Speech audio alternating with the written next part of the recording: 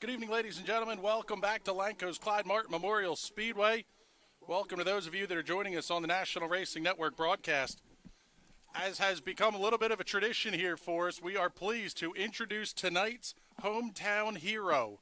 Joining us here tonight, a United States Air Force Airman, Master Sergeant Lance McNear. He has proudly served our country for 27 years through 7 deployments, last from September of 2019 through July of this year. So nearly a year on his last deployment. Ladies and gentlemen, if we could ask you all to please stand and give a warm round of applause and welcome our hometown hero of the night, Master Sergeant Lance McNair.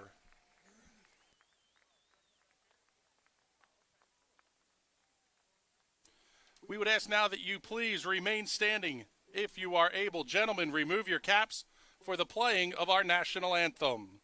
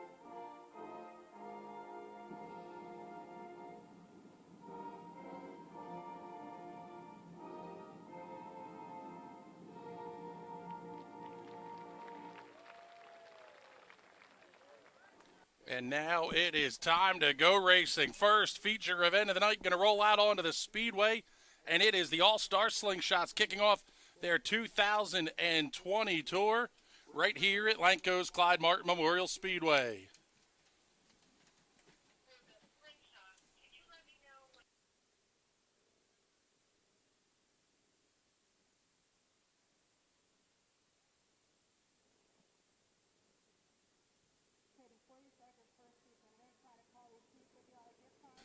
Let's get you the starting lineup for this one as they roll out onto the racetrack.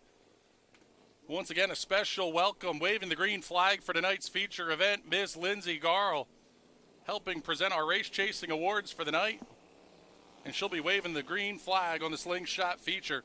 Starting on the pole for this one will be the number 3 of Dave Carrigan, and to his outside, the 42 of Mason Pittenger. The 3S of Brett Spittler, and the 13 of Blair Shanley going to make up row number 2. The 112 of Cody Clyde, and the 21W of Chuck Wary in row number 3. 32 of Brett Bieber, and the 16T of Thomas Nettleship in row number 4. Row 5 will have the 56 of Andrew Turpin, and the 1 of Tyler Alsh.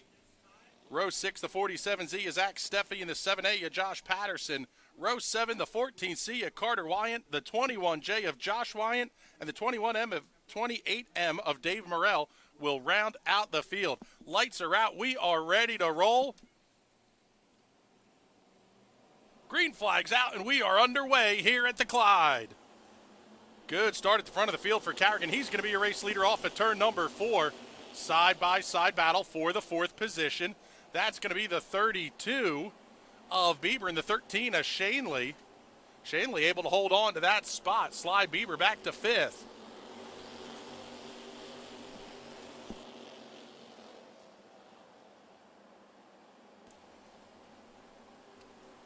Race leader Dave Carrigan set the quickest lap of the race last time by. He's going to do it again this time. It's going to be a 1.5 second lead over the 42 of Mason Pittenger. Side-by-side battle again for 4th. That's going to be Shanley and Spittler going back at it. 13 and the 32 doing battle for 4th. They're going to stay side-by-side. We've got a battle for 2nd as well. Give that spot to the 112 of Cody Clyde. Nice clean pass inside of Mason Pittenger into turn number 3. That battle for fourth is still side by side. Give it now to Bieber. He's going to come around Shanley and pick up the spot. Everybody towards the front of the field pretty well, single file. Dave Carrigan, your race leader, with a 3 full second lead over the 112 of Klein. Side-by-side battle back for the 5th position. That's going to be Shanley and Turpin. Give that spot to Shanley. Caution flag, couple of cars having trouble in turn 2.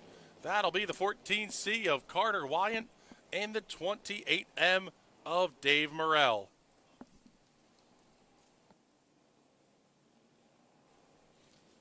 Taking a look at some of the comments on the broadcast. Larry Ogburn saying, watching from Kingman, Arizona. Thank you for joining us. Square on the opposite side of the country.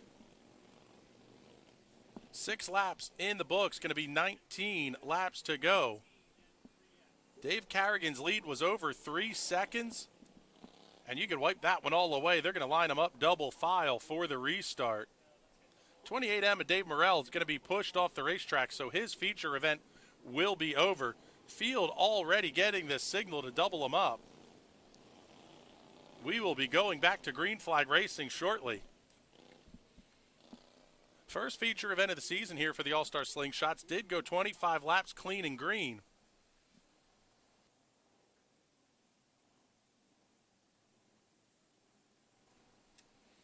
Hearing the lineup looks good. They're going to go lights out at the start-finish line. We'll be back to racing. It's been pretty good so far. The 3 at Carrigan absolutely checked out on the initial start.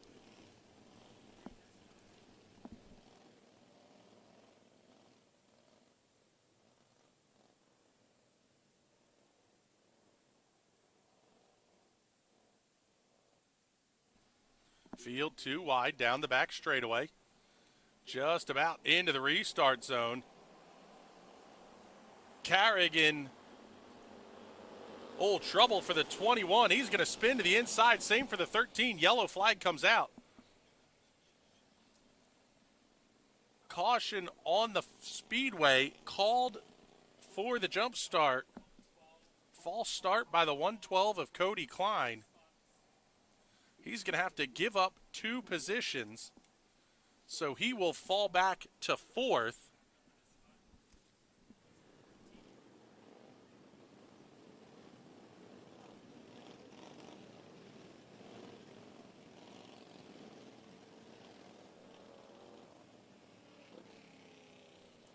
So now the field looking good. They're getting back doubled up. Still going to be Carrigan, but now this time it's going to be the 42 of Mason Pittenger lining up on the outside of the front row. Brett Bieber will have the inside of row 2, while the 112 of Klein slides back to the 4th position. Everybody else going to be the same lineup. Blair Shanley, Andrew Turpin in row 3. Chuck Wary, Zach Steffi, row 4. Thomas Nettleship, Brett Spittler in row number 5. Field's gotten the 1-to-go signal. We are ready to roll. Field moving their way through turns 1 and 2.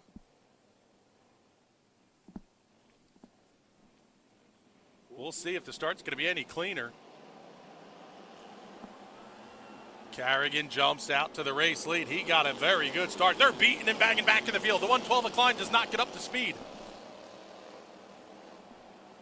Trouble for the 112, also for the 13, coming to a stop in turn 2. Caution flag back out on the Speedway. Also the 14 slowing.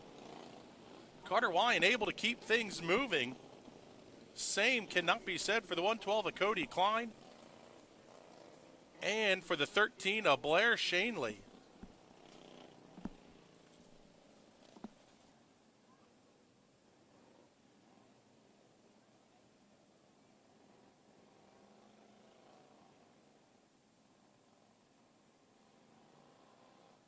So they're going to get the lineup reset here.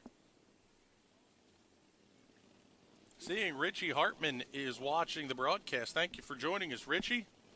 He's got a big race coming up August 1st. First of his Richie Hartman promotions races for the season.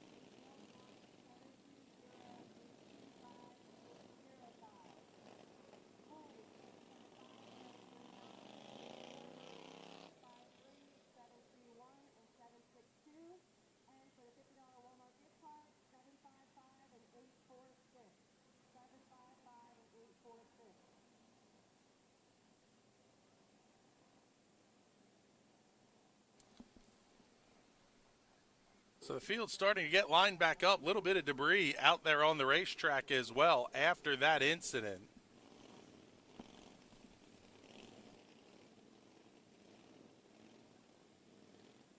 A couple of cars making pretty hard contact. The 112 of Cody Clyde being pushed off the speedway. Also looks like the 28 is going to be done for the night as well. That's Dave Morrell. 13 of Blair Shanley also, I believe, out of the race on this one. Still 6 laps in. We did not get a lap in the book, so it's going to be a single file restart.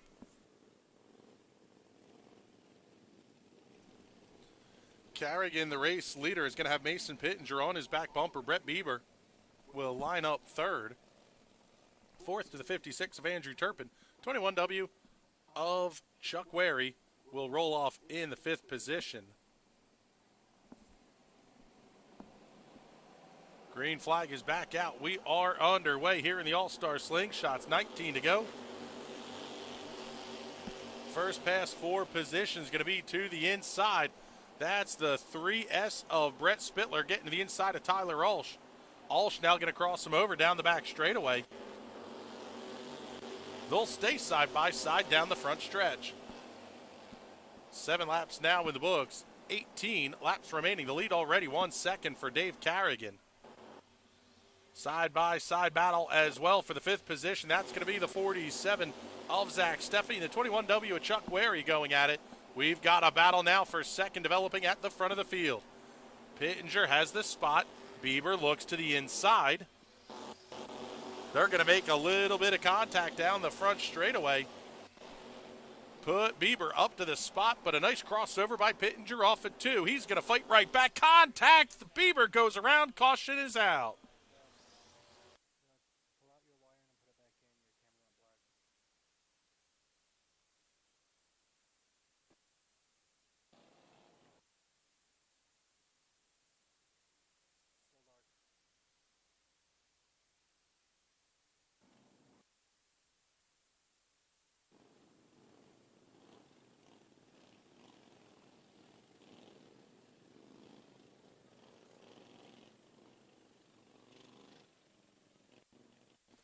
At the front of the field, Dave Carrigan, still the race leader. Did get a couple of laps in the books. We now have 10 down and 15 laps to go.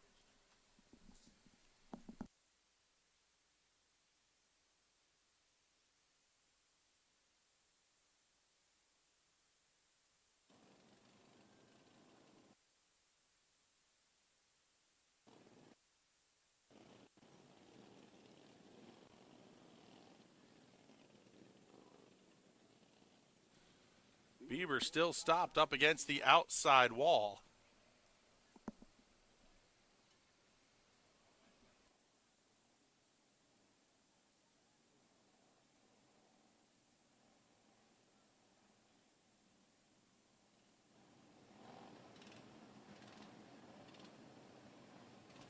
So Brett Bieber in the 32 able to get that car. At least he's trying to get that car rolling again. We'll see if that machine will refire.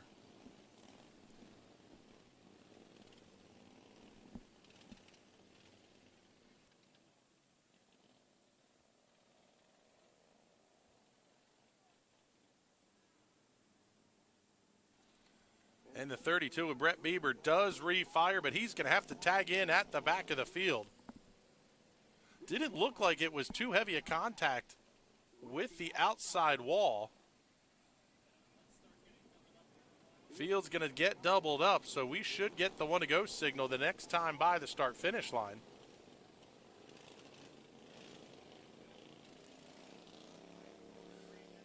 How about this one? Quick green. Field's already working their way off at turn number 2. Lights are out. We are ready to roll.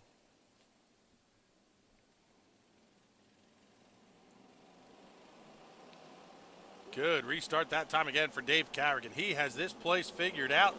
Big move to the inside by the 56 of Andrew Turpin. He's going to slide up to second. He comes around Pittenger. Side-by-side battle between the 21W Wary and the 47 Zia Zach Steffi. Steffi holding on tough into the outside. Contact! Steffi almost goes around. They're still beating him back. A couple of cars making contact. How did they keep these things straight? One car slowing, comes to a stop inside of turn one. Caution is out on the speedway. Trouble for the 21J of Josh Wyant. Also, the 47W coming to a stop, losing a piece of debris on the backstretch. Looks like that's going to be the end of the night for the 47Z of Zach Steffi. The 21J of Josh Wyant is able to get refired and tag in at the back of the field.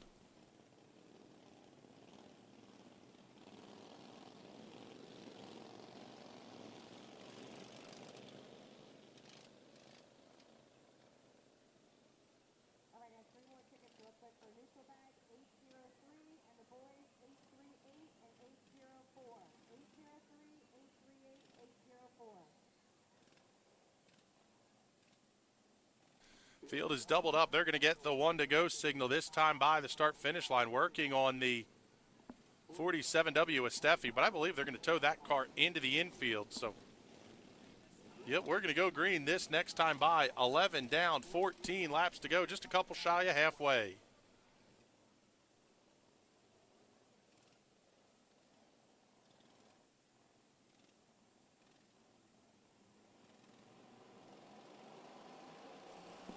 Green flag back in the air. It was a good start for Carrigan, but not as good as the last couple. Turpin able to hold on to the back bumper down the front straightaway. Side-by-side battle back in the pack. That's going to be Wary and the one of Tyler Ulsh. He comes around, makes the pass clean going into turn number 3. Carrigan able to stretch the lead now at the front of the field. 0.8 of a second that time by. Still side-by-side between Wary and Ulsh for the 5th position. Ulsh able to hold the ground on the outside, keeps the momentum up, but Wary shortens the corner just a little bit. And here comes Brett Bieber to the inside of Wary down the back straightaway. Keep your eye on that 32. He went to the back just a handful of laps ago. Caution flag, one car coming out. Slow up against the outside wall down the back straightaway. That's the 14C of Carter Wyant.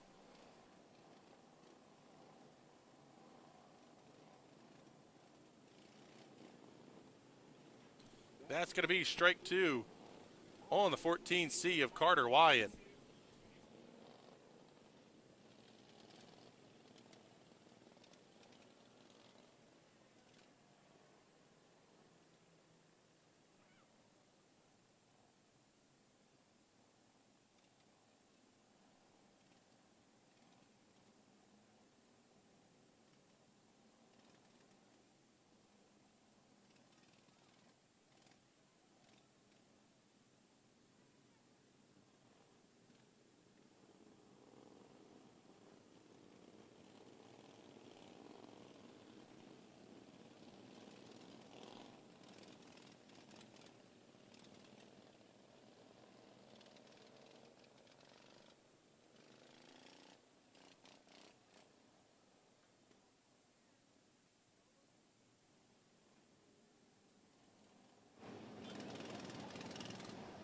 Hearing the lights are going to go out at the start-finish line. Field is doubled up.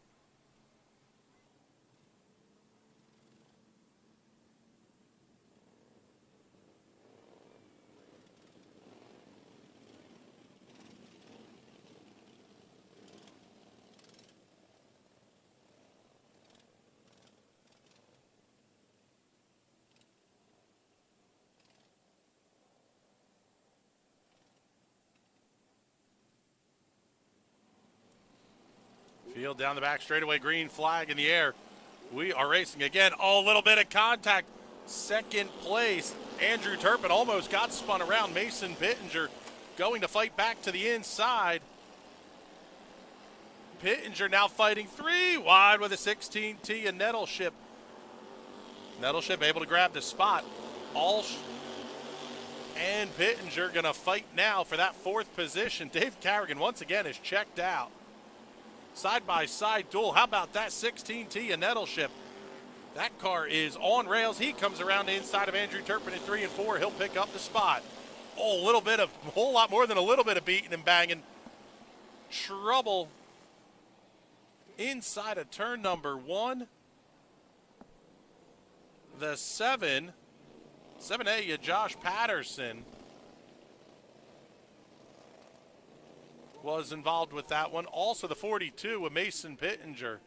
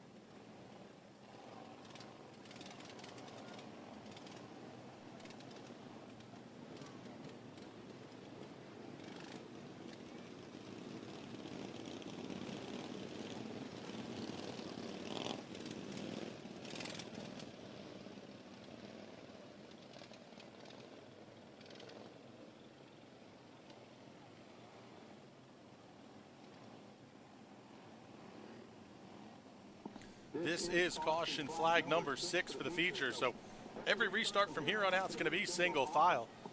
16 laps are in the books. We're down to 9 to go. 9 to go.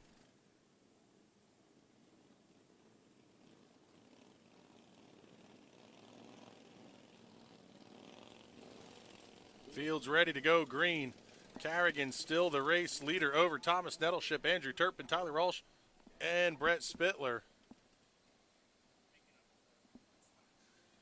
8 cars remaining on the racetrack. Green flag back in the air. Oh, big move by the 3. He gets into the 1. They're going to keep sliding around.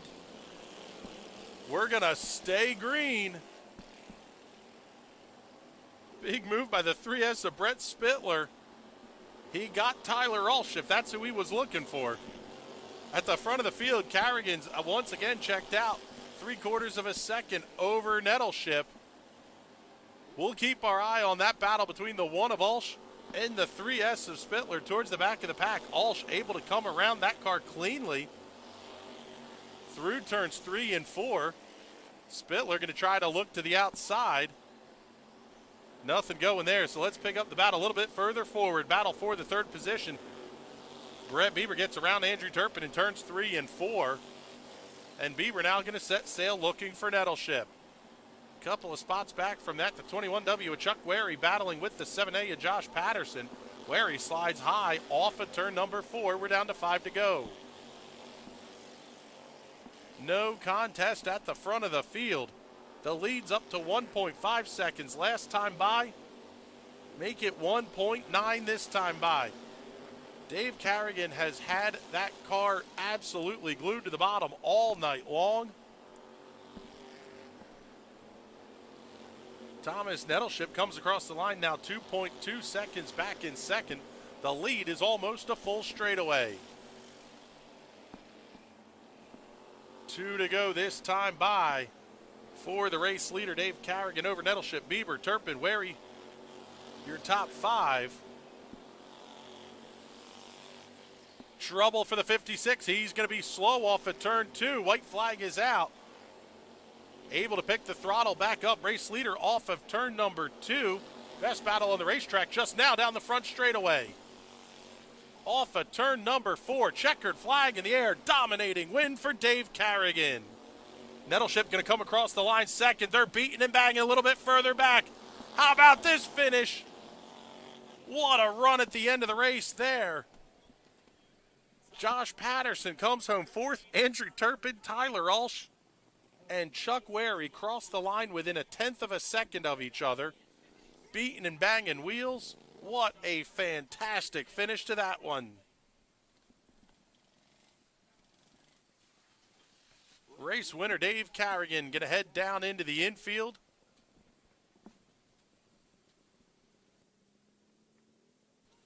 to get the top 3 lined up here on the front straightaway for Victory Lane.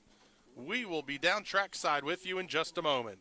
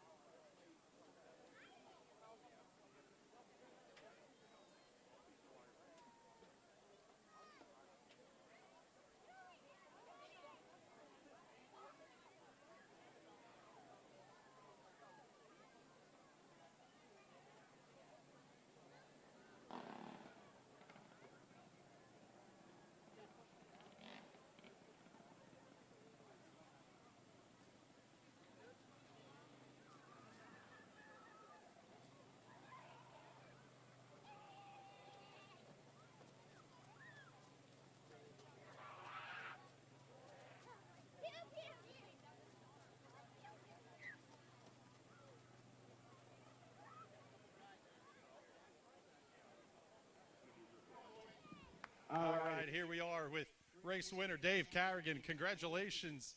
Not often we see a green to checkered win, flag to flag like that. This thing was really good. Wow, it was, in the heat it wasn't real good. We made a couple changes, the guys and we came up with a plan, and it was really good. I mean, I don't know how close anybody was behind me, but yellow after yellow, you start hearing things, and it's like, oh man, come on, hope I got enough fuel. But yeah, it feels really good. Feels really good.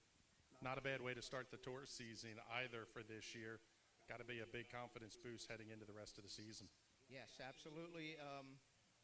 It's kind of hard with my work schedule to make everything, but winning this one and being where we are now, I have a feeling I'll a couple sick days or ask to get out a little early to make the next tour race. All right, Dave, congratulations on the win. Who do you got to thank? Well, first of all, my fiance Lisa, wherever she is.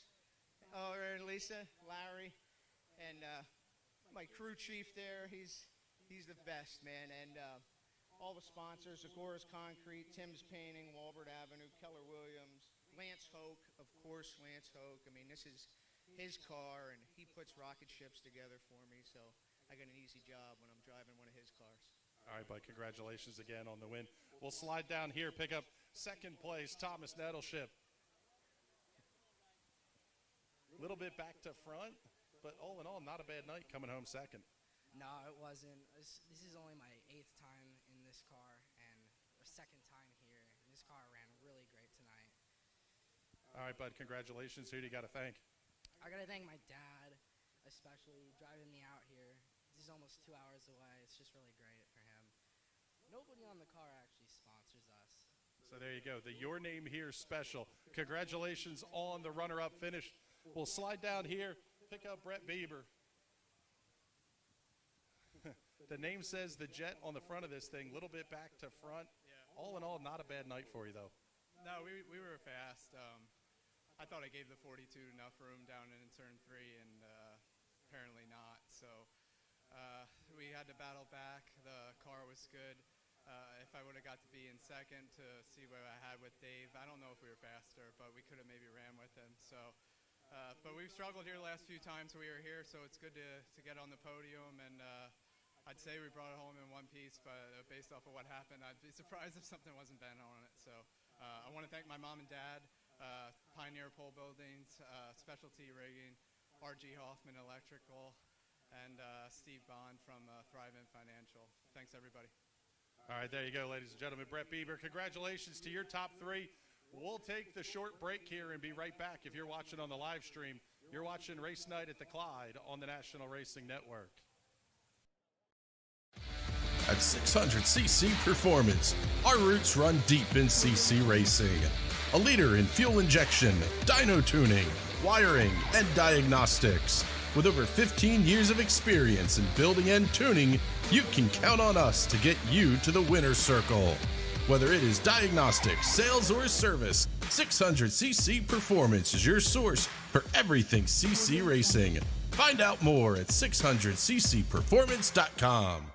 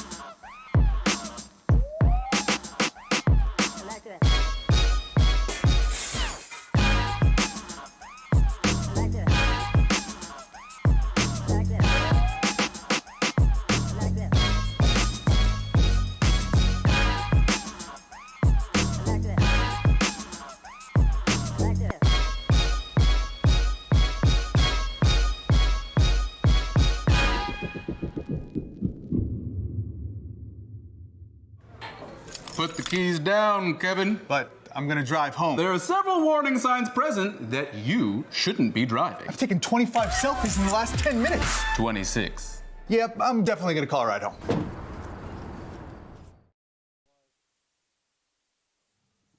Welcome back to Lanco's Clyde Martin Memorial Speedway.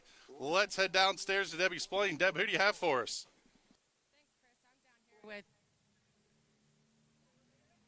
Sorry about that. I'm down here with Jesse Maurer. Jesse, last time this car was out here, it didn't end the night very well.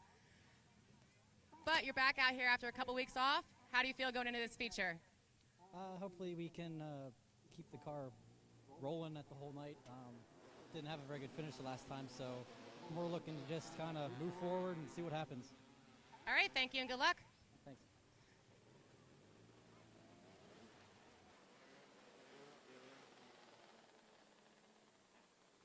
All right, I'm going to jump over here to Corey Schmuck real quick while I have time. Corey, this is a new car out here this week. How do you feel going into this feature? I feel pretty good. We'll give it our best and see what we can do. Hoping to go forward. There's nothing but the only way to go. All right, thank you and good luck tonight.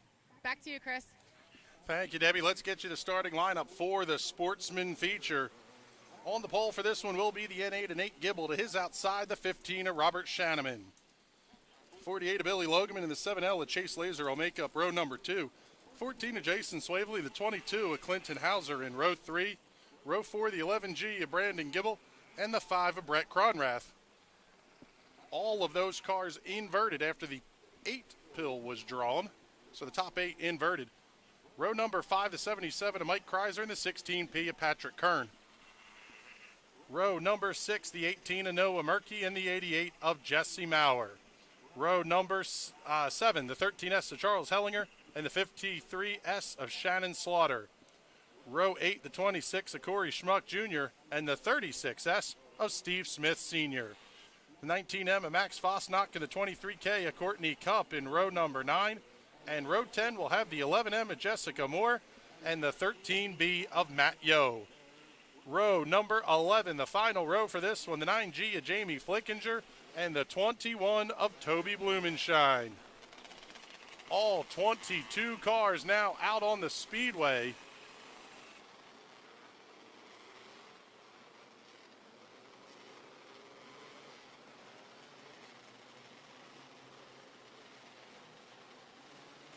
Field's going to start to get lined up here. Gibble and Shanneman, they look good in their spots. The 48 of Billy Logan going to have to come up towards the front of the field.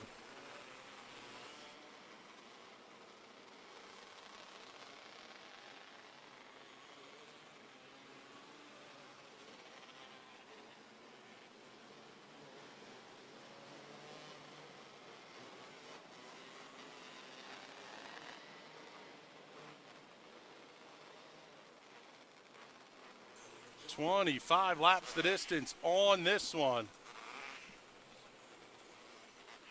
I want to remind everybody, give the big thank you out to those companies and groups helping to sponsor our race chasing awards for the evening. $25 courtesy of Mongoose Chassis, pair of $25 awards from Hanley Livestock Hauling, $25 from Kenny Groff Trucking, another $25 from Ron Groff Trucking, Clyde Martin Memorial Speedway, Kim's Creations, the National Racing Network, and Mike Knappenberger Photos, all putting up $25 awards as well. So 9 in total going out the door tonight, courtesy of the Race Chasers.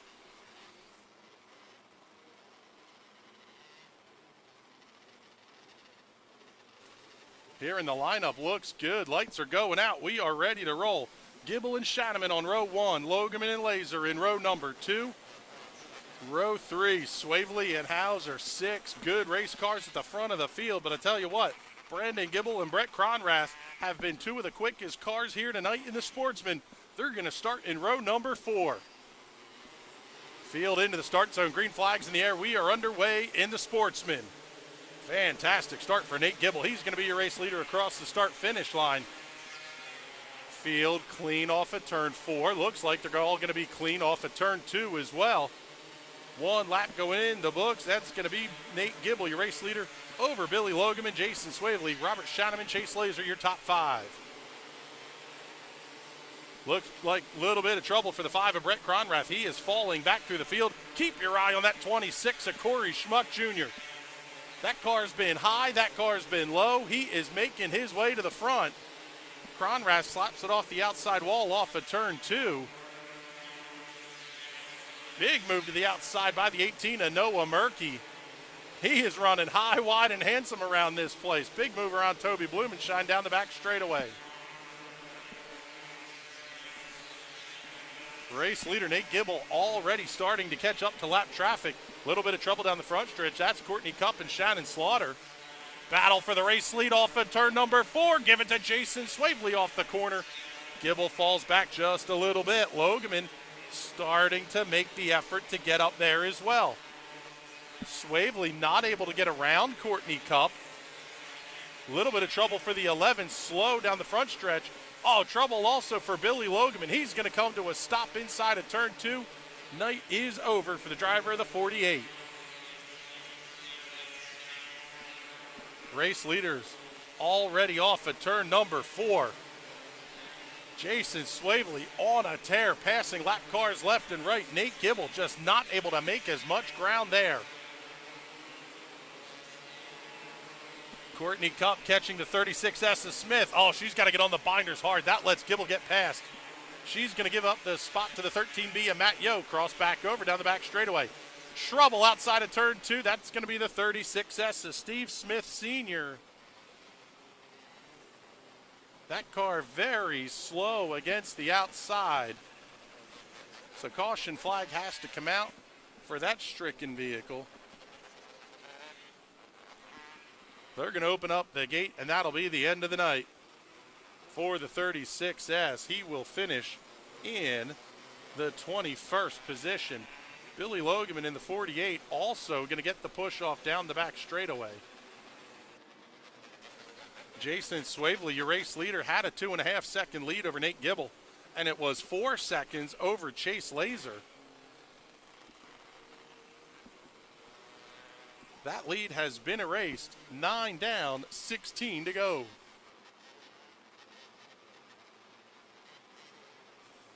Remind everybody tuning in for the features, we have our Clyde Martin Memorial coming up next weekend, presented by Gold Rush Trailer Sales. Got to say a big thank you to them for their efforts and support of Clyde Martin Memorial Speedway.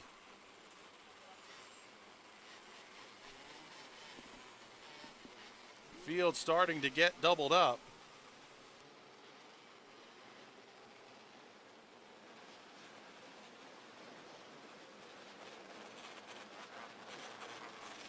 Checking in on the non-wing world championships. D qualifier number 1 rolling out onto the speedway. Local driver Christian Bruno will roll off 13th in that one. Top 4 will transfer. 9 laps in the books. Should get the 1-to-go signal this next time by. Swavely and Gibble on row 1. Laser and Kern in row number 2. Shanneman and Schmuck in row 3. Maurer and Kreiser row 4. Gibble and Cronrath row 5. Once again, a lot of heavy iron at the front of this field. This one should be good. We'll see if Jason Swavely is able to check out on the field again.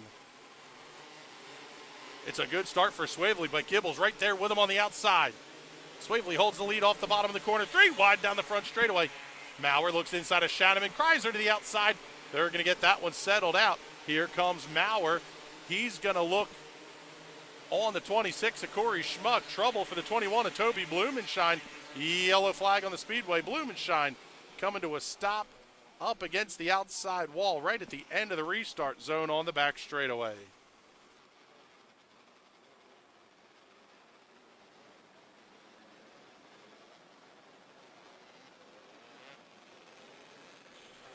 Gate's going to open up, and that'll be the end of the night for the 21, but not the end of the night for that car, because he's going to put a 270 on it and run that one in the last feature of the night.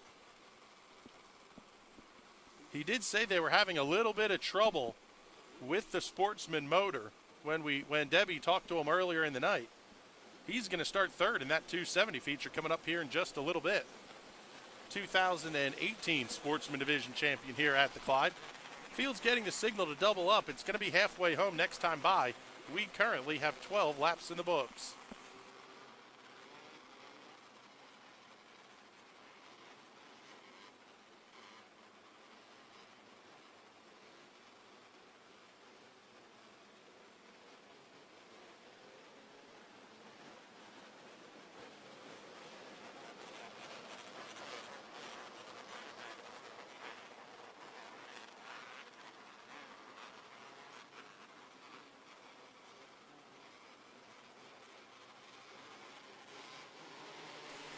Field down the back straightaway, green flag back in the air. Swavely gets the good restart again. Laser and Kern going to battle side by side through turns 1 and 2. Give that spot to the 16P of Patrick Kern. Corey Schmuck Jr. up there in the 5th position. He looks inside of Laser, clips the infield tire. That helped get that car pitched around the corner. Lucky once, don't try it twice. Swavely once again checking out 1 1/4 seconds. He's the race leader over Nate Gibble. Spinning Patrick Kern, turn 2. Caution flag on the speedway. Courtney Cup goes around as well. How did Corey Schmuck Jr. not hit Patrick Kern?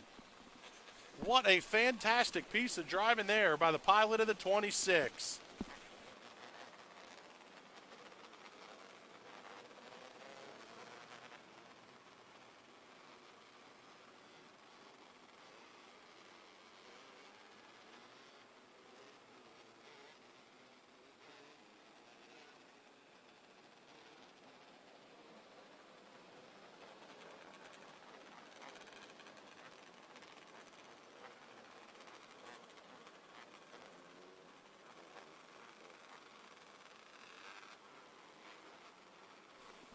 So the 16P of Patrick Kern stopped right up against the little bit of a berm they have there in the infield. Give that car the once-over, and they'll get ready to turn him loose back onto the speedway. Still 12 laps down and 13 laps remaining, so this one will be a single-file restart. Jason Swavely, your race leader, started in the 5th position. Nate Gibble, who runs second, started on the pole. Now running in third is going to be the 26 of Corey Schmuck Jr. How about this one, folks? Corey started in the 15th position. That car has been absolutely hooked up tonight. Chase Laser in the 7L, going to run in the 4th position. The 77 of Mike Kreiser started 9th. He runs in the 5th position. Stand me corrected. Double file restart this time. I didn't think we got a lap in the books.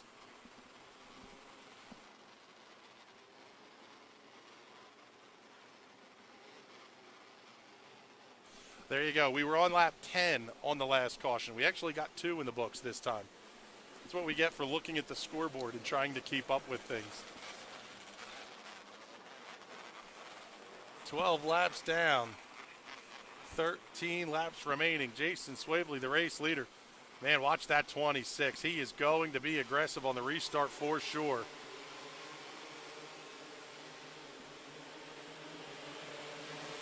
Good restart for Swavely as the race leader.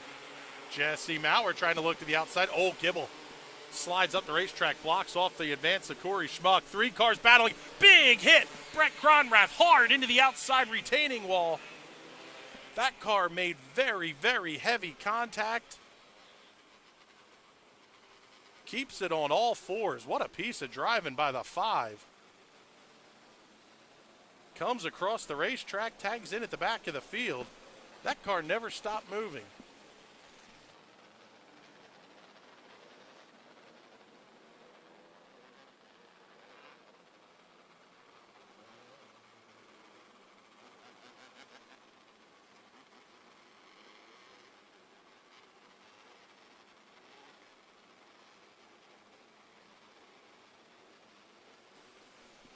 "13 laps in the books, 12 laps to go. We're going to get another double file restart. The last one was good. This one should be even better." Swavely, the race leader. Gibble to his outside. Corey Schmuck Jr. was right there on the bumper. But now Mike Kreiser up to the 4th position. Chase Laser occupies 5th. Jesse Maurer 6th. And the 16P of Patrick Kern all the way back up to the 7th position.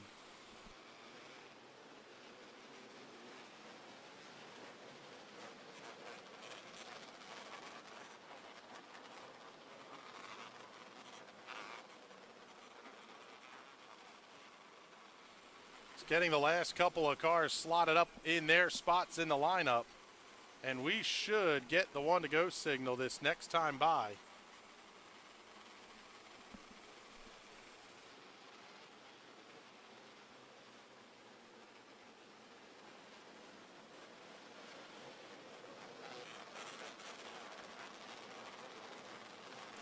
Lights are out. We're ready to roll. We'll see how much steering authority Brett Cronrath has in that number 5 machine. He flat pancaked it on the outside wall. Green flag's back in the air. Oh, almost contact for a second. Kreiser around the outside of Chase Laser. He's up to 4th. 1 car is going to come into the infield. That's going to be the 5 of Brett Cronrath. His race will be over. We are going to get the lap in. 1 car going around. Caution flag on the Speedway. Couple of cars now going around. The 11M, Jessica Moore, the 13B of Matt Yo, and the 11G of Brandon Gibble all coming to a stop there in turn number 4.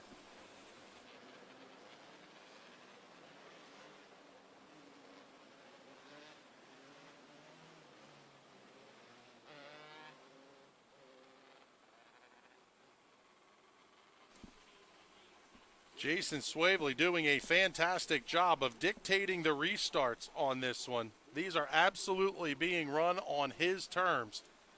But Nate Gibble doing a nice job as well to stay right with him. He doesn't have the preferred line, so he's got to make that line, the outside, stick before Corey Schmuck's able to get to the inside of him. So far, it's worked. But we still have 11 laps to go. We'll see how long Corey Schmuck is going to play nice running in 3rd.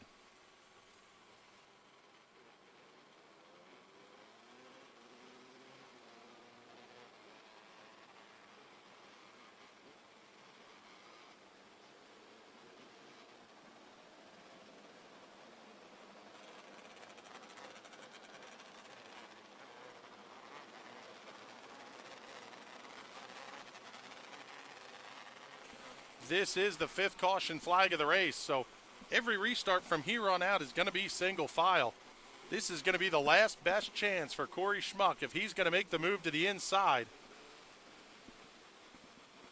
Tough week last week for that race team.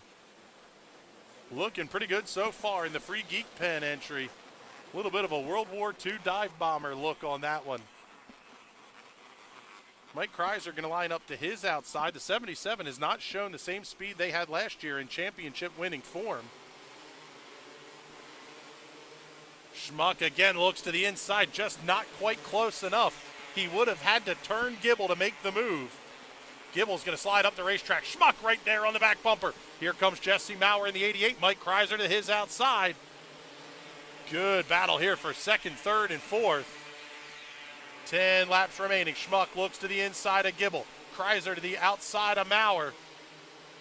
The 15 of Robert Shannon and the 7L of Chase Laser going to do battle side by side. Oh man, what a move by the 18 of Noah Murkey. He is still all the way up around the outside of this place. He's trying to make it work, but everybody chopping him off as he gets off the corner with a huge head of steam. Caution on the Speedway spinner, turn number 1. Caution before the leader gets to the start-finish line, so it's going to be 17 on the board and 8 laps remaining.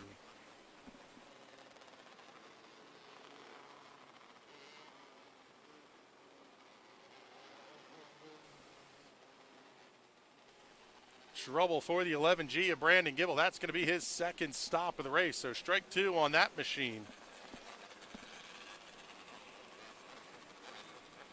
He is not running inside the top 10, but it is not for a lack of effort. Shout out to the 18 of Noah Murkey. Only car in the field trying to rip the lip around this place, and he's doing a darn fine job of it.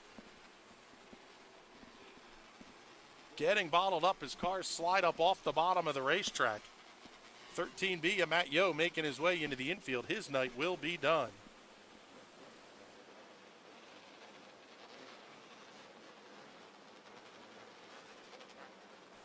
Lights are out. We're ready to go back to racing. Jason Swavely, the race leader.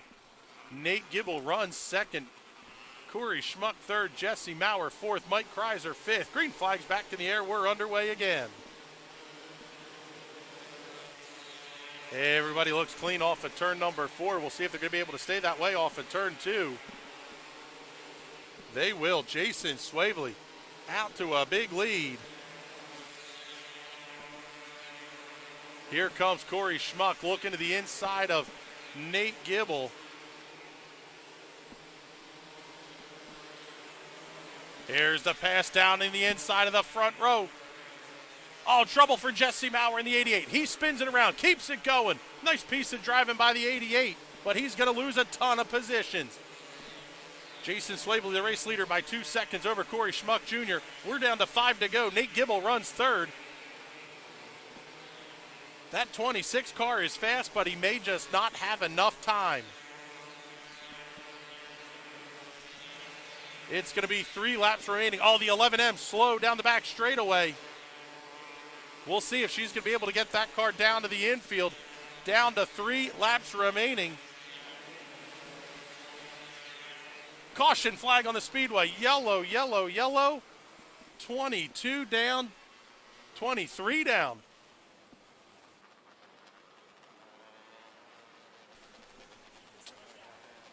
22 in the books. 22 in the books, 3 to go. This is the caution that Corey Schmuck was looking for. 2 yellows ago, I said it might have been his last best chance. He just got another one. Not sure how many lives this cat has, but he's got one more in him tonight, that's for sure.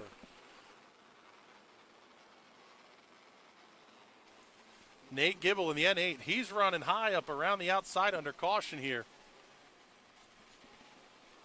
He's got to be thinking to lay the hammer down and let it rip. Lights are out. We're ready to roll. Schmuck all over the back bumper of Swavely as they make their way off at turn number 2.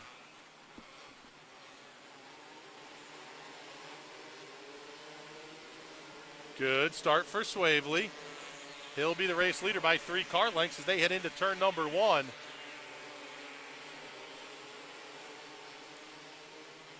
Field's going to get the 2 to go signal this time by the start-finish line. Michael Kreiser now working to the inside of Nate Gibble. Here comes Patrick Kern looking to the outside of Kreiser. Top 2 have spaced out from each other. White flag is out, 1 lap to go, trying to make it 2 in a row for Jason Swavely. That number 14 car has been good all season long. Checkered flag in the air. Jason Swavely gets win number 2, in that at least 2 in a row, over Corey Schmuck Jr. and Nate Gibble. Jesse Maurer, Mike Kreiser going to be the top 5. Patrick Kern, Chase Laser, Charles Hellinger, Clinton Hauser, and Brandon Gibble will round out your top 10. We're going to head downstairs and talk to your top 3 here in just a moment.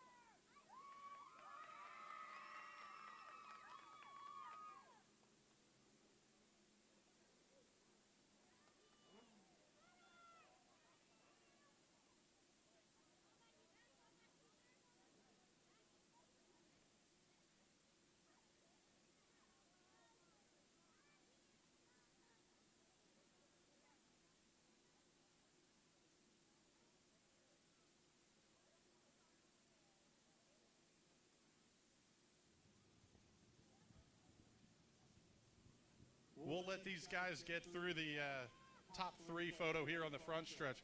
Just to remind everybody, we are not opening the gates here to front stretch photos just yet. So that'll come hopefully a little bit later in the season.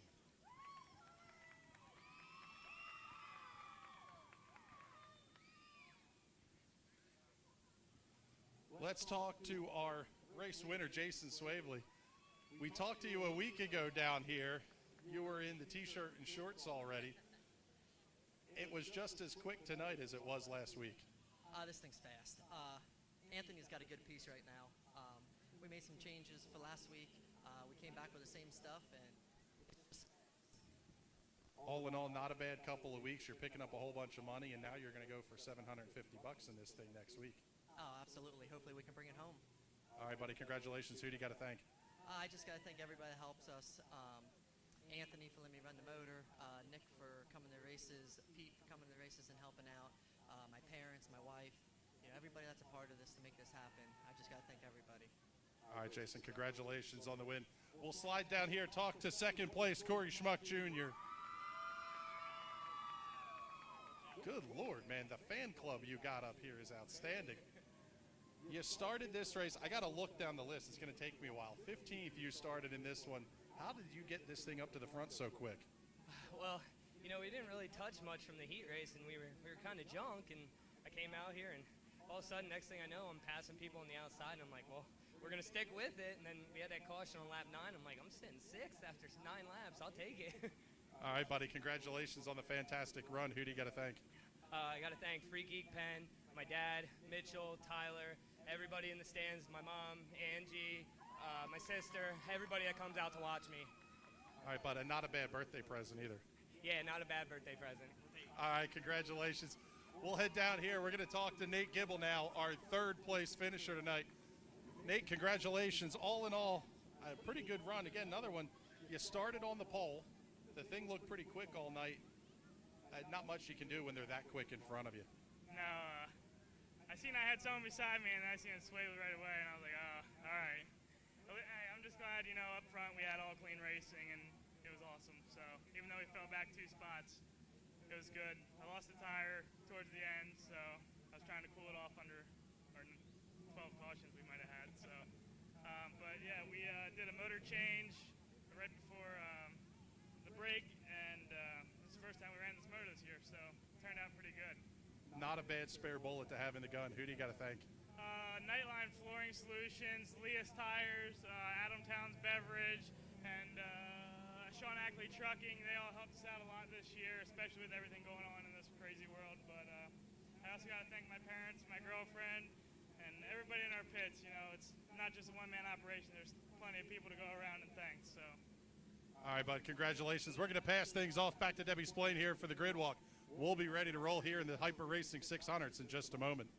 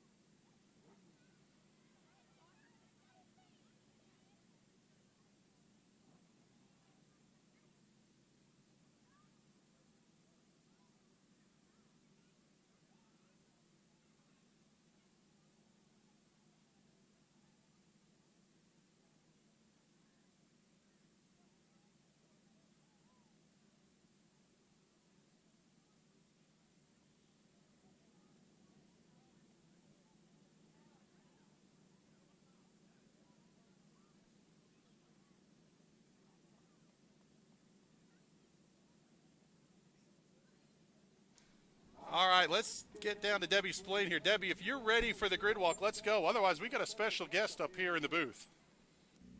Thanks, Chris. I'm down here with Brian Kramer. Brian, you had a little tough time there in the heat. Tore your car up pretty good, but you're out here for the feature. How do you feel going in this feature tonight? Hopefully we got together right. Pretty confident, though. Took a lot of parts, but we're going to give her hell. All right, thank you and good luck tonight. Back up to you, Chris. Thank you very much, Debbie. I am pleased, beyond pleased, to be joining the booth here.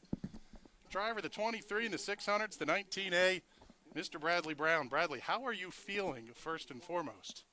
Oh, I could definitely be better, but I'm glad I'm here and enjoying the night of racing, being able to watch and take in a lot of the excitement that I miss out on a regular night when I'm running. That was some very, very hard hits that you had 2 weeks ago and again last week. What goes through your head and how do you start to recoup from that? I mean, the first thing that goes through your head is, can I move all my body parts, and how bad's the car? Because that's, I mean, as a racer, that's the first thing we want to look at, is getting that car back together and getting back on the track. So you told me a little bit ago that you looked at the car for just a couple of minutes this week, and you were kind of disgusted and had to walk out.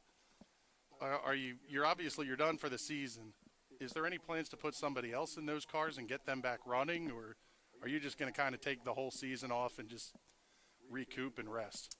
We haven't really decided yet. I mean, we love racing, so putting somebody in the car is definitely an option. Just got to find the right person that can run them the way we like, keep them out of all the messes, and just have some fun. All right, buddy. Well, if you want to hang around up here with us, we're going to get things ready to roll for the 600s. I think I'm going to head down and take the action in from down in turns 3 and 4. There you go, bud. Well, hey, thank you very much. We appreciate you spending some time with us here tonight. Glad to hear you're feeling as okay as can be and speedy recovery. Yeah, I'll be back, and when I am, I'm going to be coming with a vengeance. All right, Bradley. Congrats. Yeah, good luck in the recovery and all, and we'll talk to you soon. Yep, thank you. Now it is time, just about anyway. We're getting the last few cars rolled out here onto the racetrack.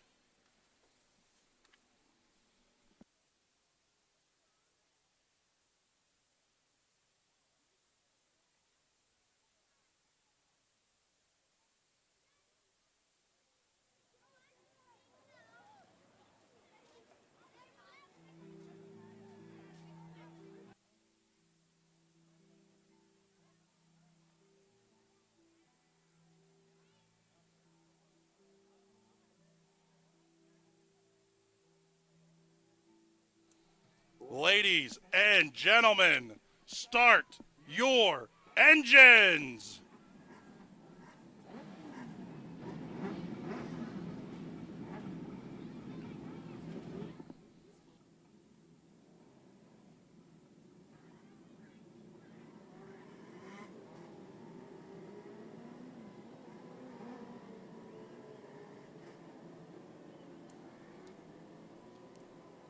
Ladies and gentlemen, you can forget about the rest. You're looking at the very best, and we've got them four abreast.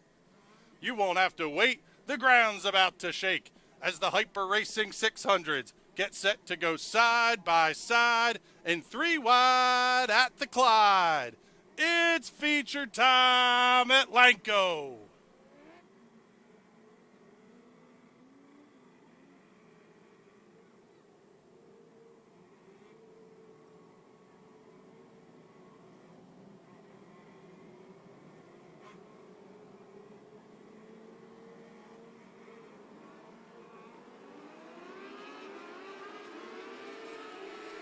"25 laps the distance." Let's get you the starting lineup.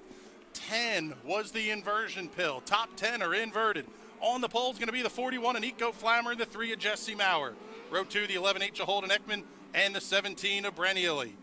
Chris Gerhardt in the 51 and Nash Ely in the 22 will make up row 3.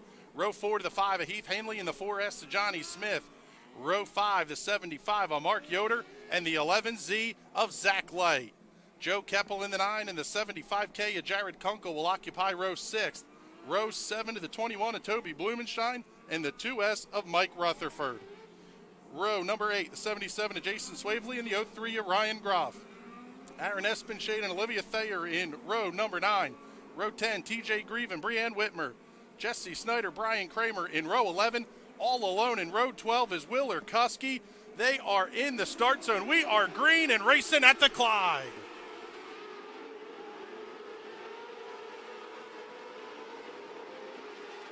Field clean off at turn number 4. We'll see if they're going to stay that way at the front of the field. Nico Flammer going to lead the field down. He'll be your race lap 1 leader. Jesse Maurer fighting with him. He's going to look to the outside, thinking about the crossover. Not going to happen. He's going to hold on to the high line. We've got a great battle for the lead at the front of the field. How about Holden Ekman and Nash Ely making their way to the front as well? Big drive down the back straightaway by Jesse Maurer. He just set the quickest lap of the race. He is going after Flammer for the race lead. Leader at the bottom. Second place running the high line. Big slide job out of Nash Ely in turn 4 on Holden Ekman. Ekman crosses him back over. Ely going to throw the slider again. Here's the big cross by Ekman. Those two will keep throwing haymakers at each other. That's going to let Chris Gerhardt and Heath Hanley catch up. That's going to be the battle for 4th, 5th, 6th, and 7th. Caution on the Speedway. One car going around in turn 4. That's Joe Keppel.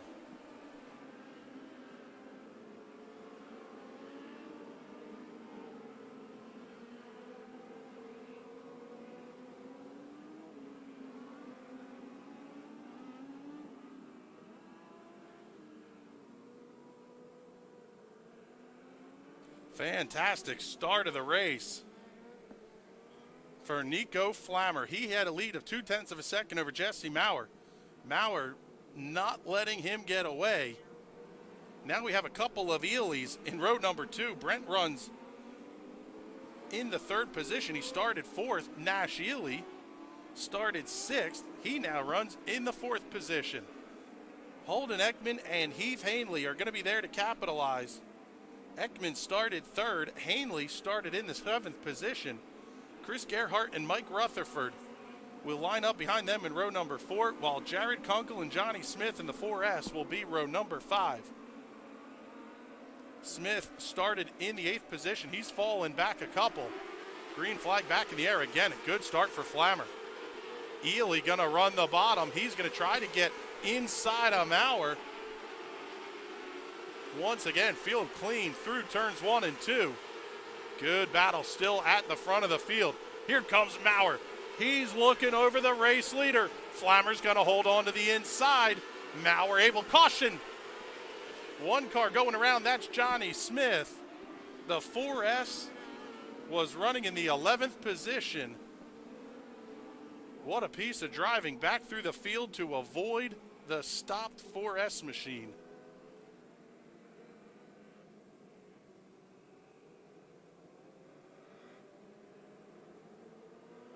For those of you watching the live stream, make sure you give the video a like and a share. Ring the bell if you're watching us on YouTube so you know when we're live here next weekend for the Clyde Martin Memorial, presented by Gold Rush Trailers. Then we have a week off, and then it's the USAC NOS Energy National Midget Tour making their annual appearance here at the Clyde. And we're going to pair them with the non-wing PA 600 Speed Week, Hyper Racing 600 Speed Week, and that finale presented by Redota Trucking and Excavating. Once again, $5,000 to win, $3,000 to win the championship, $3,000 to second, $2,000 to third. Bucketfuls of cash going to be departing the Clyde on August 8th. 6 laps in the books, 19 to go. Field's doubled up. Jesse Maurer, quickest car on the racetrack. He's going to start outside in second.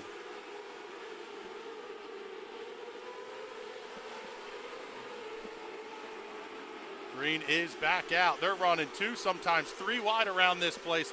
Flammer able to hold on to the bottom. Nash Ely comes around. He's going to pick up third. So does Heath Hanley coming around the 17 machine of Brent Ely. Nash Ely now going to look to the inside. He's going to try to catfish that bottom. See if he can't get up on the leader while Jesse Maurer goes outside. These top 3 are going to put on a duel. Nico Flammer doing a nice job in that Hyper Racing machine to hold on to the front of the field. He has the benefit of clean air, but Jesse Maurer's ripping that high side lip, not getting as far up to the outside. Oh, one car going around turn 3. Trouble for the 71 of Brian Kramer. Brian Kramer goes around in turn number 3. He'll have to head to the back of the field.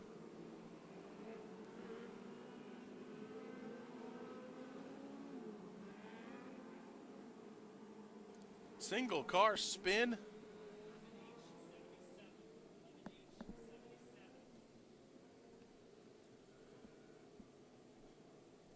Looks like the field's going to have to kind of split themselves to get around that stopped number 71 machine. We'll see if Kramer's able to refire.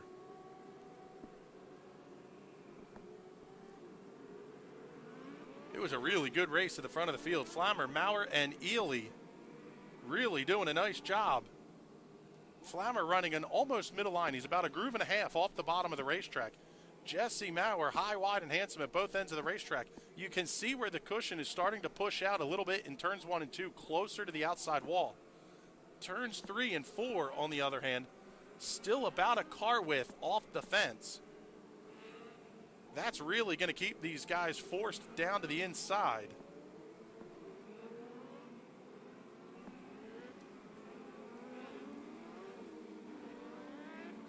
Kramer had the car fired up. Now he comes to a stop again.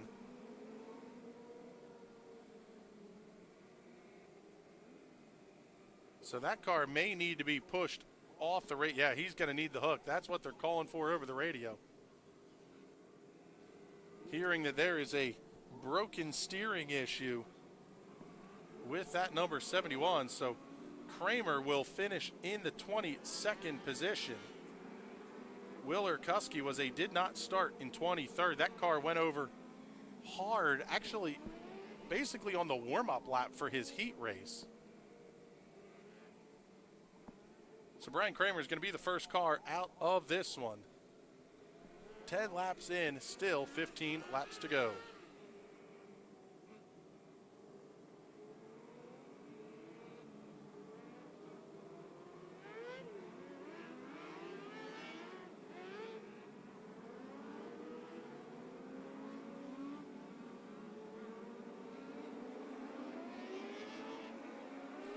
Field getting the signal to double them up. Nico Flammer, Jesse Maurer still going to make up row number 1.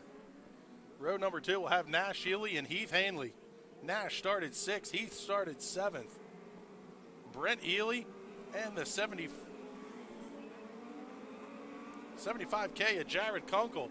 Kunkel's going to restart 6th. He started this race in the 12th position. Do not be surprised to see that 75K get to the front. Green flag back in the air. We are underway once again.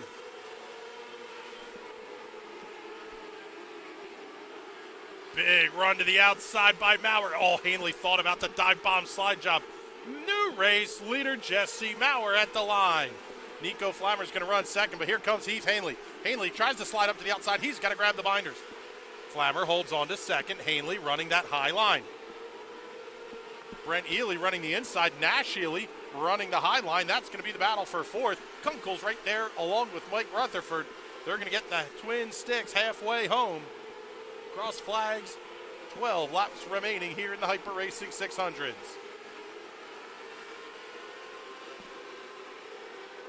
Hanley looks to the inside of Flammer off of turns 3 and 4. Not quite close enough to get that pass completed. A little bit further back in the field, Kunkel now going to battle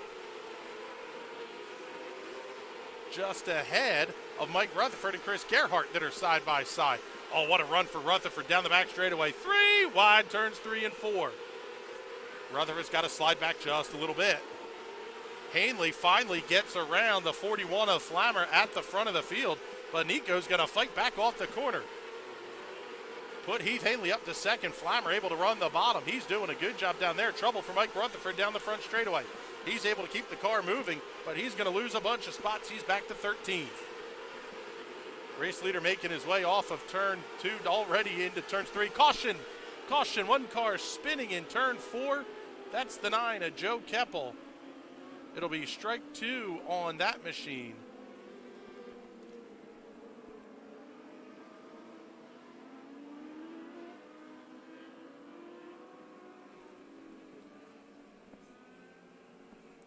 Still going to be a double file restart. Now you're going to have Jesse Maurer and Heath Hanley on the front row.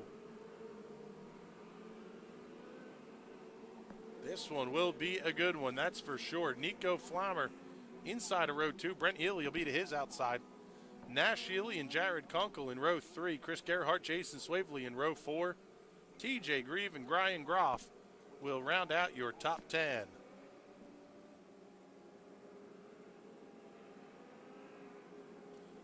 Coming up September 19th, it's going to be the annual Pink Out Night. Apparel all ready for sale at the Kim's Creations photo and novelty stand. All profits will be donated to the Hershey Medical Center's Breast Cancer Research Fund.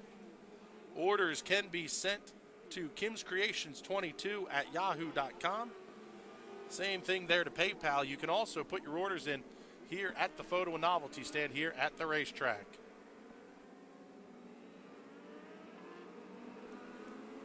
Looking for some comers and goers in this one. The 24T of TJ Grieve now running in the 9th position. Grieve started 19th. That driver always aggressive. The Hartley Hurricane picking up a bunch of spots. 18 laps in the books, 7 to go. They're doubled up. We're ready to finish this one out.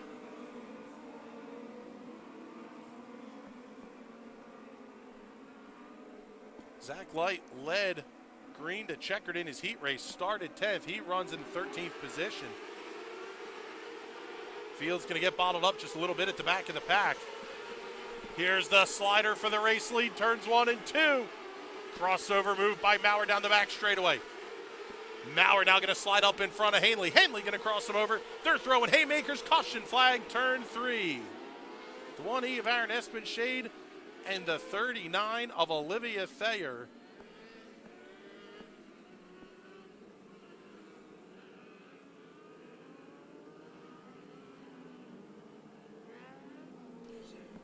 Also hearing that the 75K at Jared Kunkel came to a stop in turns 3 and 4 as well. So those 3 cars will head to the back of the field.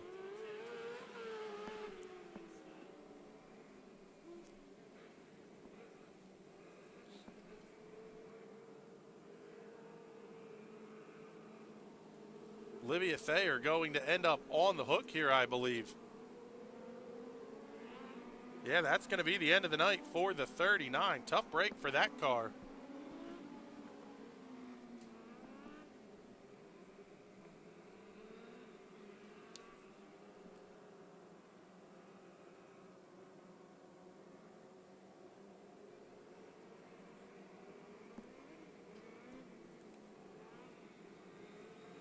So Kunkel heads to the back along with the 1E of Aaron Espenshade, while they tow Olivia Thayer into the infield. 19 down, 6 laps remaining. Maurer and Hanley are still going to be up front. Nico Flammer runs third. Nashili fourth. Chris Gerhardt will round out the top 5 on this one.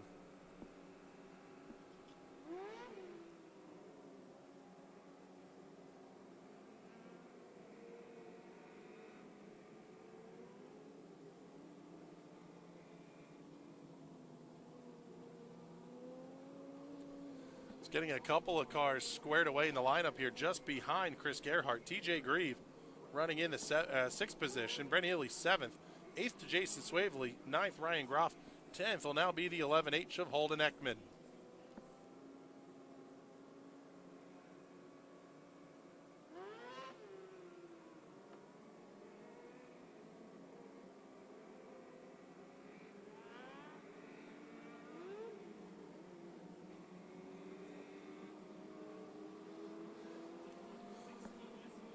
Fields getting the signal to double them up. Going to be Jesse Maurer electing to restart on the outside. He's got to think the slide job's coming from Hanley on the start. Flammer and Kunkel going to make up row number 2. Or excuse me, Flammer and Nashili in row 2. Chris Gerhardt and TJ Grieve in row number 3. Lights are out. We are ready to roll once again. Green flags in the air. Good start from Maurer. Here's the slider from Hanley. Maurer going to cross him over down the front stretch. He's going to throw the haymaker right back at him. Oh, they almost make contact. New race leader, Heath Hanley. Hanley going to hold on to the lead. He's going to open up a bit as well. Here's Chris Gerhardt looking to the inside of Nico Flammer. He's got Nash Hilly to the outside. TJ Grieve battling in that party as well. Flammer holds on to the spot. Not enough room. Caution, one car big going over in turn 3.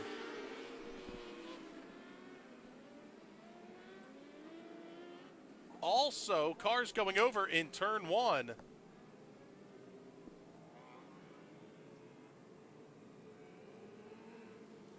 Hearing the 24T of TJ Grieve and the 11H of Holden Ekman also having a pretty big hit down in turns 1 and 2.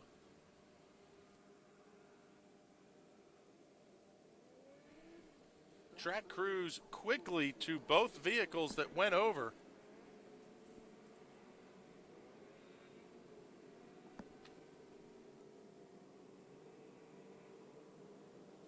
TJ Grieve already out of that machine looking over the back end.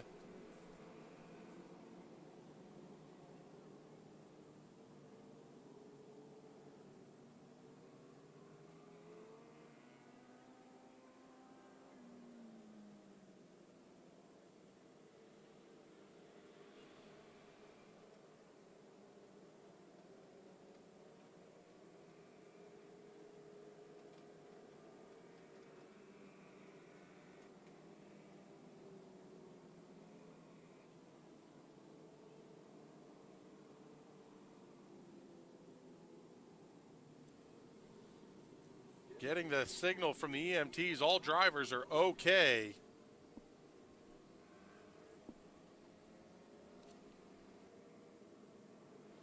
So the EMTs are now going to make their way down and talk to TJ Grieve. TJ needs to check in with the EMTs because that car did get upside down. Aaron Espenshade in the 1E actually looks like he's going to try to refire.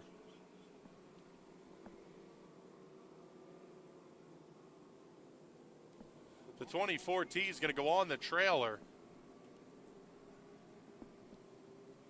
So the night's going to be done for TJ.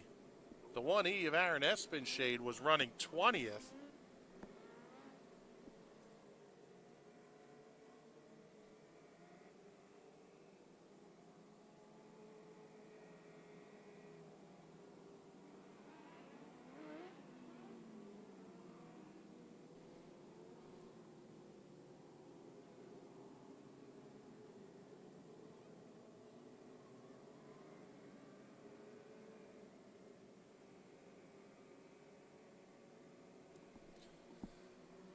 So TJ Greaves going to go on the trailer.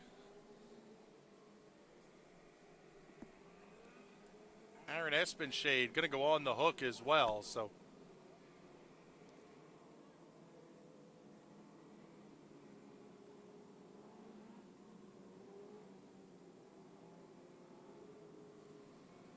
separate issues at each end of the racetrack. TJ Greaves sitting on the four-wheeler. Apparently TJ caught quite a bit of air down in turn 1. Aaron Espenshade hit very, very hard. You can actually see the divots that car left down there in turn 3. The 11H of Holden Ekman also came to a stop, but that car was able to refire. Now looks like, the 4S of Johnny Smith going to head to the tail. He also came to a stop in turn 1 during that incident.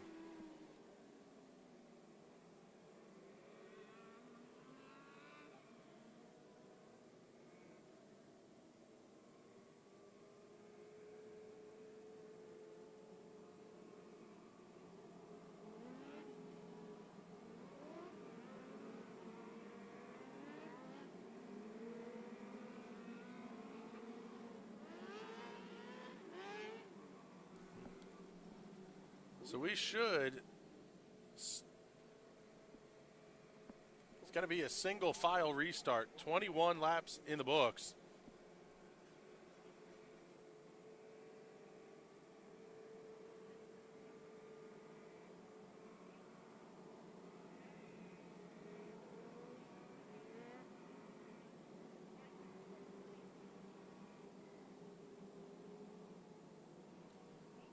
So the 1E of Aaron Espenshade going to get towed off the racetrack. We'll see.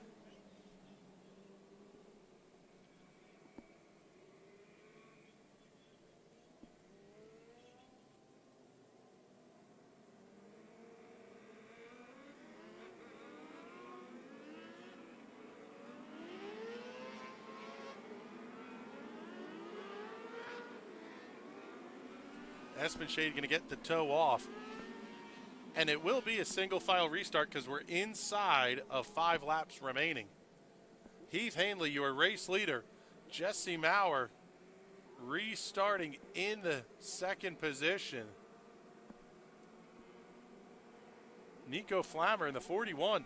He's run a very good race. Started at the front of the field. He's only given up a couple of positions.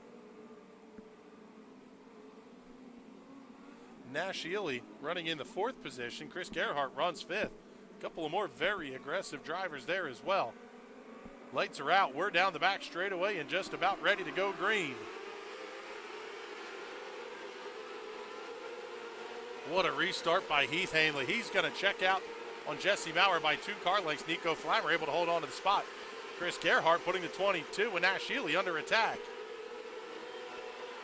Gerhardt looks inside. Oh, a little bit of trouble there for Joe Kempel. He almost spun it out again at the back of the field. He's able to straighten it out, keep things rolling. We stay green. Twin sticks in the air, 2 laps to go. Heath Hanley, the race leader. Jesse Maurer runs 2nd. Nico Flammer still holds on to 3rd. White flag is out, 1 lap remaining. Jesse Maurer tried the big move in 1 and 2. Here it comes in 3 and 4. Checkered flag is out. Give the win to Heath Hanley. Hanley gets the win. Jesse Maurer 2nd. Nico Flammer 3rd. Nash Ely 4th. Chris Gerhardt 5th.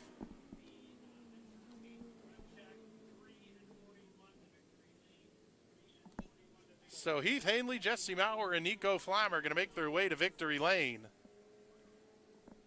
Heath will have to do the mandatory rev check, but on back to school night, we're going to take things a little bit old school. Heath Hanley's going streaking. That's 3 this season for the pilot of the number 5. And we'll be downstairs to talk to him in just a moment.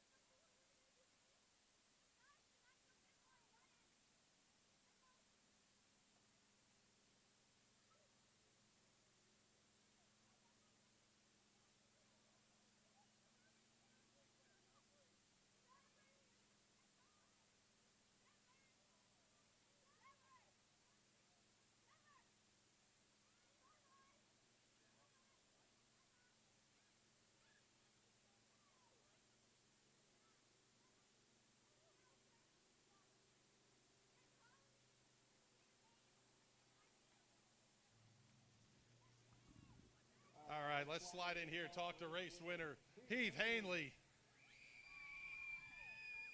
We make the call that says on back to school night, we're going to go old school. You're going streaking around this place. 3 wins on the season here for the 5. What more are you looking for out of this season? Just be fast every week, be competitive, you know, win a couple races. And started out of the gate, we were so-so. But like I said, I told you the other week when we found something, I knew we were going to be good. I didn't know we're this good. Now we're hitting inverts where we're, you know, we started first, fourth, we started 7th tonight. Track was racy. I mean, you could roll the top. Jesse was coming on the bottom again. It was a nice racy track. It wasn't, you know, real dominant one way or the other. So when a track's like this, it makes it really fun to race. And Chris had the thing rolling around, and we were able to win another one. So thanks to all the people that help out. Good job, Jesse. That kid in 41, I've heard he only raced 5 or 6 races, and he's rolling around here in 3rd place. So he's probably talent. Yeah, not too bad. Anybody else you got to thank on this one? Coroner Chris, Hyper Racing, Spar Racing Engines, Ames Construction, JP Racing, Zartman Erosion Control, PPG Paint, Hoosier Tire, Mid-Atlantic, Chop Designs. I mean, everybody. It's been a joy to drive the last couple weeks. All right, Heath, congratulations again on the win. Let's slide down here. We'll talk to Jesse Maurer. Started 2nd in this one, finished 2nd, but it was not nearly that unadventurous. No, it was definitely 2 equal lanes the whole way around, so it made it very challenging to kind of pick where you wanted to go. I knew with the restarts with Heath starting next to me, I was pretty much a sitting duck because, I mean, Heath doesn't mess up, so no matter what I did, I feel like I was going to get slid, so I just try to try something. First time it didn't work, second time it didn't work either, so I don't know what else I could have done. I was going to say, you elected to restart on the outside. We called it on the broadcast saying you're trying to give up or block off that slider line. Try to beat them off the jump. Don't give them the slider line. It really didn't matter. But all in all, this piece was really good, too. Yeah, definitely. I feel like we haven't had the greatest starting spots all year, so it was good to finally start up here and be able to contend for a win. I got to thank the Groffs. I wouldn't be standing down here or really running weekly if it wasn't for them, so I can't thank them enough, and all their sponsors, Weinholz Poultry, Stinger Racing Fuels, Molly, Seth Energy. I'm sure I'm forgetting one of them, but thank them. All right, Jesse, congratulations. One more interview here in the 600s. Nico Flammer. We just talked briefly about this, and I said, who the heck are you? You're normally a big block and a modified pilot. Tell these fans a little bit about yourself. Well, I started racing when I was 12 years old. I have no family name in racing, and it just so happened that that's what I got into. And we've been in modified competition in the Sportsman's the past 3 years now, and we got this micro last year, and I started out with it at Action Track, but you know, if you would have asked me 2-3 hours ago if I would have been standing here tonight on the track, you know, getting an interview, I probably wouldn't have believed you. I never really thought I would have any luck in these cars, and it just so happened that I did. All right, Nico, congratulations on the 3rd place run tonight. Hopefully we'll see you back here next week. Thank you. I really appreciate that. There you go, everybody. Your top 3 in the Hyper Racing 600s. We're going to pass things back off to Debbie Splain here real quick. We are getting ready to roll 2 more big features. The 125s and 4-strokes are on deck.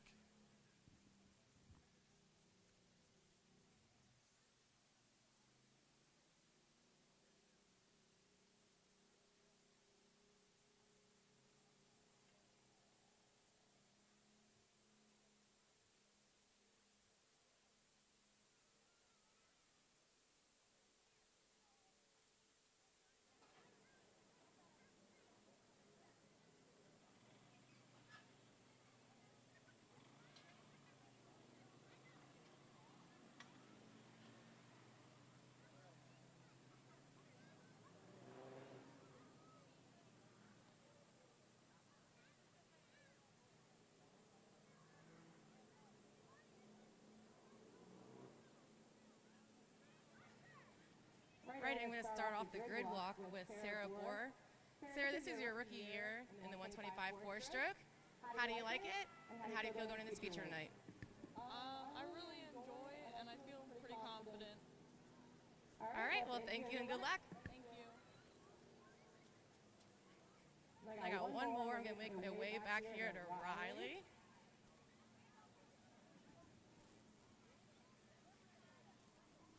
So Riley, had a tough start to the season this year, but how do you feel going to this feature tonight?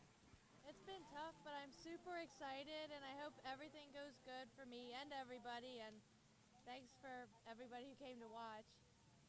All right, well, thank you, and good luck tonight. Thank you. Back to you, Chris. Thank you, Debbie. 125s and 4-strokes rolling out onto the Speedway. We'll get you the starting lineup here in just a moment.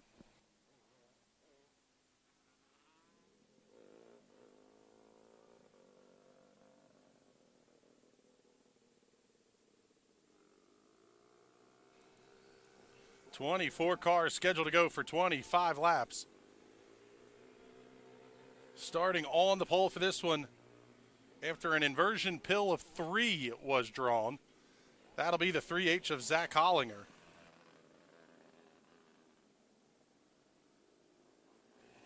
The 19 of Matt Fernsler will roll off on the outside of row number 1. Row 2 will have the 11H of Holden Ekman and the 647 of Brent Shearer. The 6 of Mike Glass and the 99 of Cliff Bryan in row number 3. Row 4, the 16 of Marty Bryan and the 26C of Mike Cohen. Row 5, the 62 of Eddie Nocera and the 77G of Isaac Gravy. And in row 6, the 26 of Tyler Martin and the 24 of Logan Road. Row number 7, the 76 of Justin Harrington and the 78 of Sarah Borer. Row 8, the LR62 of Corey Schmuck Jr. and the 7L of Chase Laser. Row number 9, the 04 of Sam Borger and the 3X of Kenny Bushy. 25W and 8 Weidman and the 3Y of Zach Young will make up row number 10. Row 11, the 28 of Kyle Lindsay and the 44 of Riley Simmons. The 22 of Jared St. John and the 18 of Ron Young will round out the field.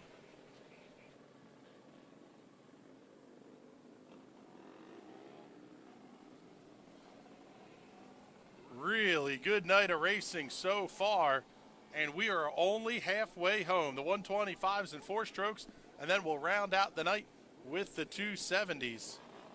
Still 50 green flag laps of racing action coming at you, and you don't want to miss a bit over the next several weeks. We have the Clyde Martin Memorial coming up next weekend. Really looking forward to that one. Presented by Gold Rush Trailer Sales, $750 to win features, and that one is a members-only event. Then 2 weeks after that, August 8th, the USAC NOS Energy National Midget Tour will make their annual appearance here, one night only. Get your advance tickets at the Pit Shack. And we'll also have Hyper Racing PA 600 Speed Week with a finale presented by Redota Trucking and Excavating.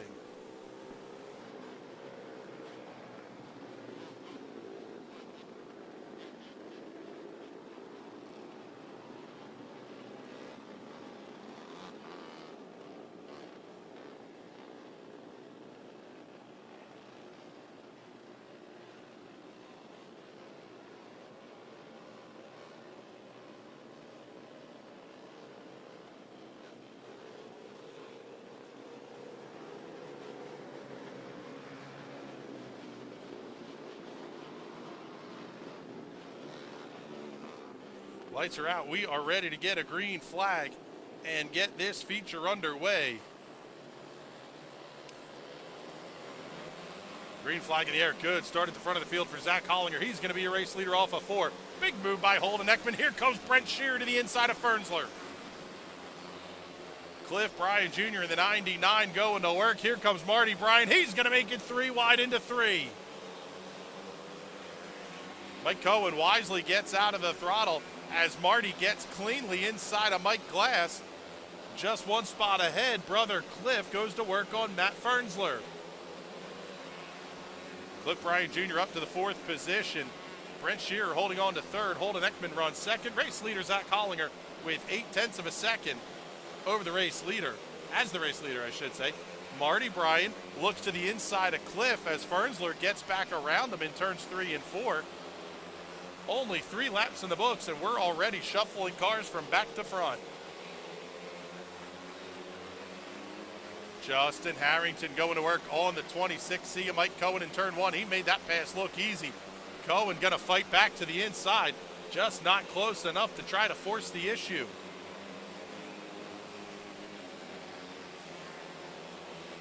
Harrington now trying to push forward and pick up onto the back bumper of Isaac Gravy. That's going to be the battle for the 8th position. 6 laps in the books. They're already working off of turn number 2. Race leader in lap traffic. Brent Shearer up to second. He's around Holden Ekman. Hollinger gets to the inside of the lap traffic. Shearer going to come right with him. Holden Ekman, Matt Fernsler, and here's Cliff Bryan Jr. as well. That's going to be 6 cars, but only 3 of them are on the lead lap. Hollinger throws the big move to the inside on Riley Simmons. He's trying to get away from Brent Shearer. Shearer is the fastest car on the racetrack right now. 9 down, 16 to go. Race leader off at turn number 4, getting to the outside of Corey Schmuck Jr. Now he's going to look to the inside of Sam Borger off at 2. Schmuck going to get outside. Shearer able to clear him. Trouble for the 44, Riley Simmons. She gets into the infield and will come to a stop.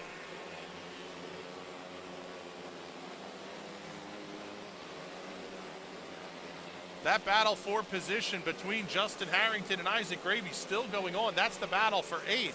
Working its way off of turn number 4. Mike Glass actually running in the 7th position, just ahead of them as well. Race leader's way wide off of 4. New race leader, Brent Shearer. Cross flags halfway home. Shearer picks up the lead, but here comes Hollinger right back to the inside. They're going to split Sarah Borer in 3 and 4. Right back to the race lead goes Zach Hollinger. We're going to stay with that battle at the front of the field because it's only going to get better. Hollinger checking out just a little bit, but there's some lap traffic fighting hard, making contact. Oh, Matt Fernsler gets into it with Nate Weidman down the front straightaway. Weidman a lap car. Fernsler was still on the lead lap. Here comes Cliff Bryan Jr. He's quickly catching up to Brent Shearer. The gaps are about the same. 0.7 of a second between Hollinger and Shearer. Another 1 second back to Cliff Bryan in 3rd. Bryan gonna have to make quick work of lap traffic if he's gonna have any hopes of getting to the front. 17 down, 8 laps to go. This race only 3.5 minutes long. They're getting it done in a hurry. Here comes Hollinger looking inside off of turn 2. Brent Shearer gonna stay right in his tire tracks. Oh, he's gonna get held up in lap traffic. Shearer clips the infield tire. We're gonna stay green, 19 in the books. Hollinger not able to get around the lap car of Kenny Bushy. Or excuse me, that's the 3Y of Zach Young. Now Hollinger gets around them, but Shearer and Cliff Bryan Jr. are right there. We're down to 5 to go. This duel at the front of the field is not over yet. The gaps have closed. It's only a 3/4 second gap from 1st to 3rd, and there's more lap traffic ahead of the race leader. Caution flag, 2 cars. Big flip down the front straightaway for the 18 of Ron Young. The 6 of Mike Glass involved as well.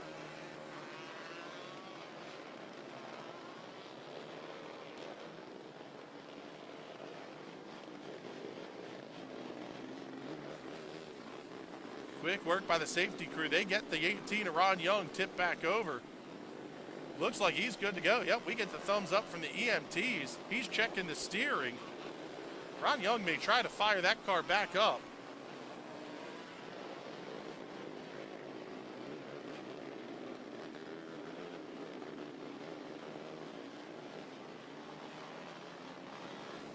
Zach Hollinger cannot be thrilled to be facing the restart. But at least it's not a double file restart. How about that one, folks? Big old round of applause for Ron Young. Flips it back over, lights it up. He's going to take off. We'll see if he's able to continue, but heck of an effort even to drive that car away from the accident scene.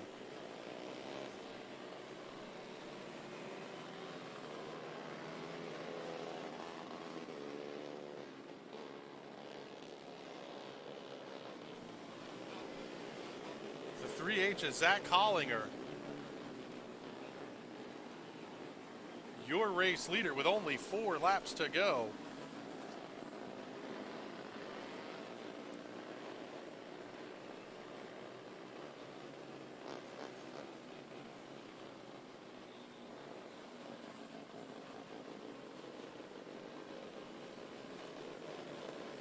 That 3H, one of the Mercado Bellinger racing entries. The 647 has been piloted for all of last season and the beginning part of this season by R.J. Rossi. Brent Shearer now piloting that car, and he is getting it to the front. A prior champion of the 4-stroke division, Cliff Bryan Jr., runs in the 3rd position. Holden Ekman, Matt Fernsler, going to round out your top 5. And the 76 of Justin Harrington has 2 wins already this season in this division. He's running in the 6th position.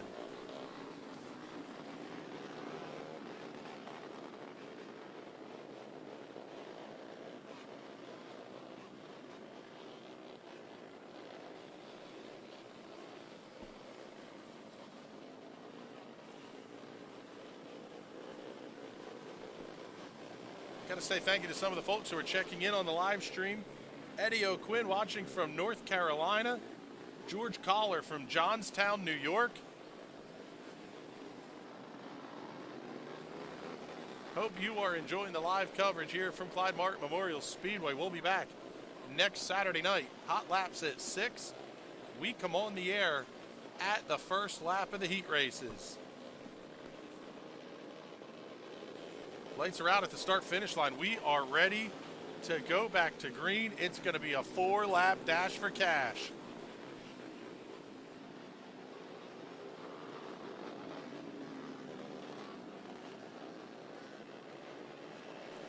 $500 to the race winner on the line. Here's Shearer looking to the inside. Cliff Bryan Jr. is going to look even deeper. Top 3 get away cleanly down into turns 1 and 2. Rest of the field clean off at turn number 4. Bryan looks to the inside of Shearer, not able to make the job.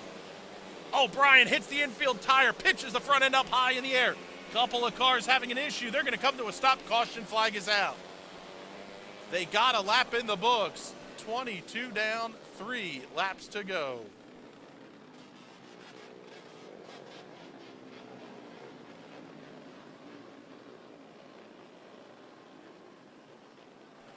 The 19, Matt Fernsler, comes to a stop. Also looks like the 77G of Isaac Graby coming to a stop as well. Those cars were running in the 6th and 7th position. Also, the 25W and 8 Weidman comes to a stop in the infield. That car will be out of the race as well. Cliff Bryan Jr. clipped one of the infield tires on that last restart. Launched the front end up in the air. Kept his foot in it and holds on to the 3rd position.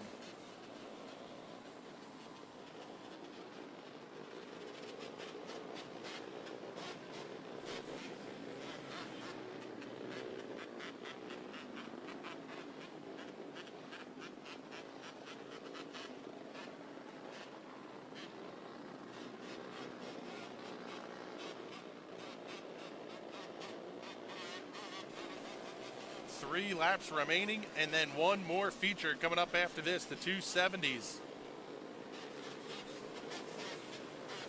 And it's going to be 2 to go. Lap 22 is in the books, so the next full green flag lap they complete will bring them back to 2 to go. Green flag back in the air. We are rolling again. Cliff Bryan Jr. trying to get to the inside of Brent Shearer. It's just not going to work. They're going to bottle a couple of cars up. The 77G does not get up to speed. We'll see if he's going to be able to get down to the infield. Race leader's off at turn number 4. He's going to get the twin sticks. 2 to go. Graby gets the 77G off to the infield. We're going to stay green. Zach Hollinger at the front of the field. The gap was 0.4 of a second last time by. White flag in the air. 1 to go. It's down to 0.3 of a second. Another quarter second. Back to Cliff Bryan Jr. in 3rd. off of turn number 4. Put the checkered flags in the air. Give the win to Zach Hollinger. Brent Shearer brings it home in second. Cliff Bryan Jr. rounds out your top 3. Justin Harrington, Holden Ekman, the top 5. 6th to Marty Bryan. Mike Cohen 7th. Mike Glass in 8th. Chase Laser 9th, and Eddie Nocera will round out your top 10.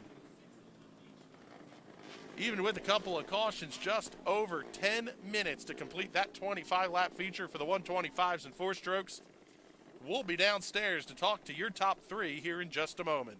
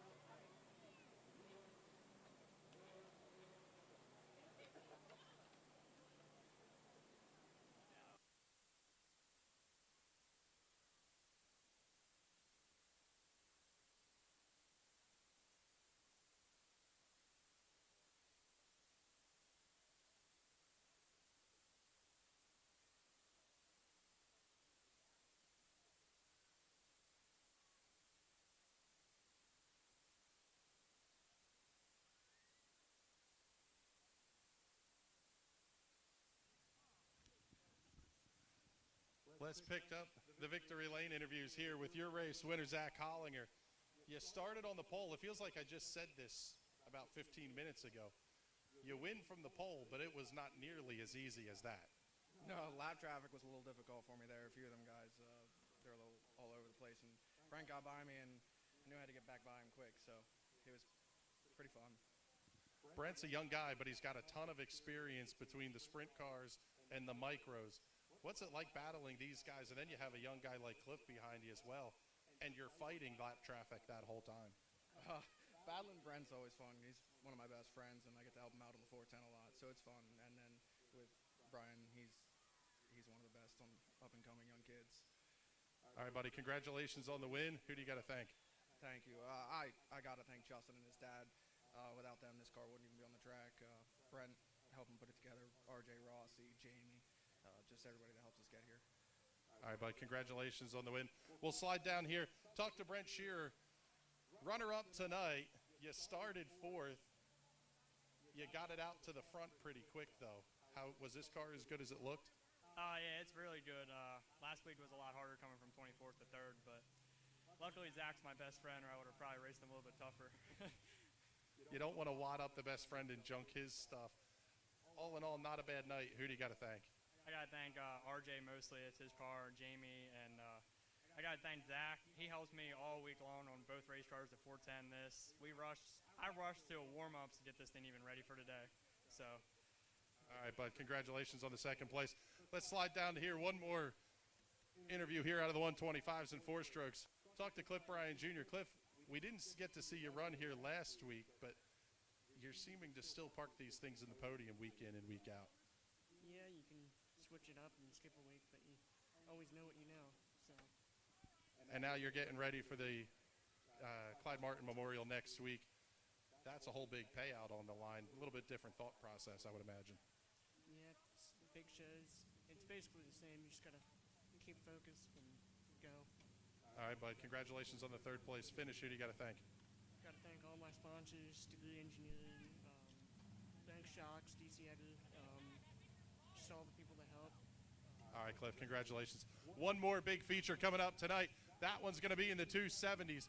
We'll be right back after this short little 2-minute commercial break. You're watching Race Night at the Clyde here on the National Racing Network. At 600cc Performance, our roots run deep in CC racing. A leader in fuel injection, dyno tuning, wiring, and diagnostics. With over 15 years of experience in building and tuning, you can count on us to get you to the winner's circle. Whether it is diagnostics, sales, or service, 600cc Performance is your source for everything CC racing. Find out more at 600ccperformance.com.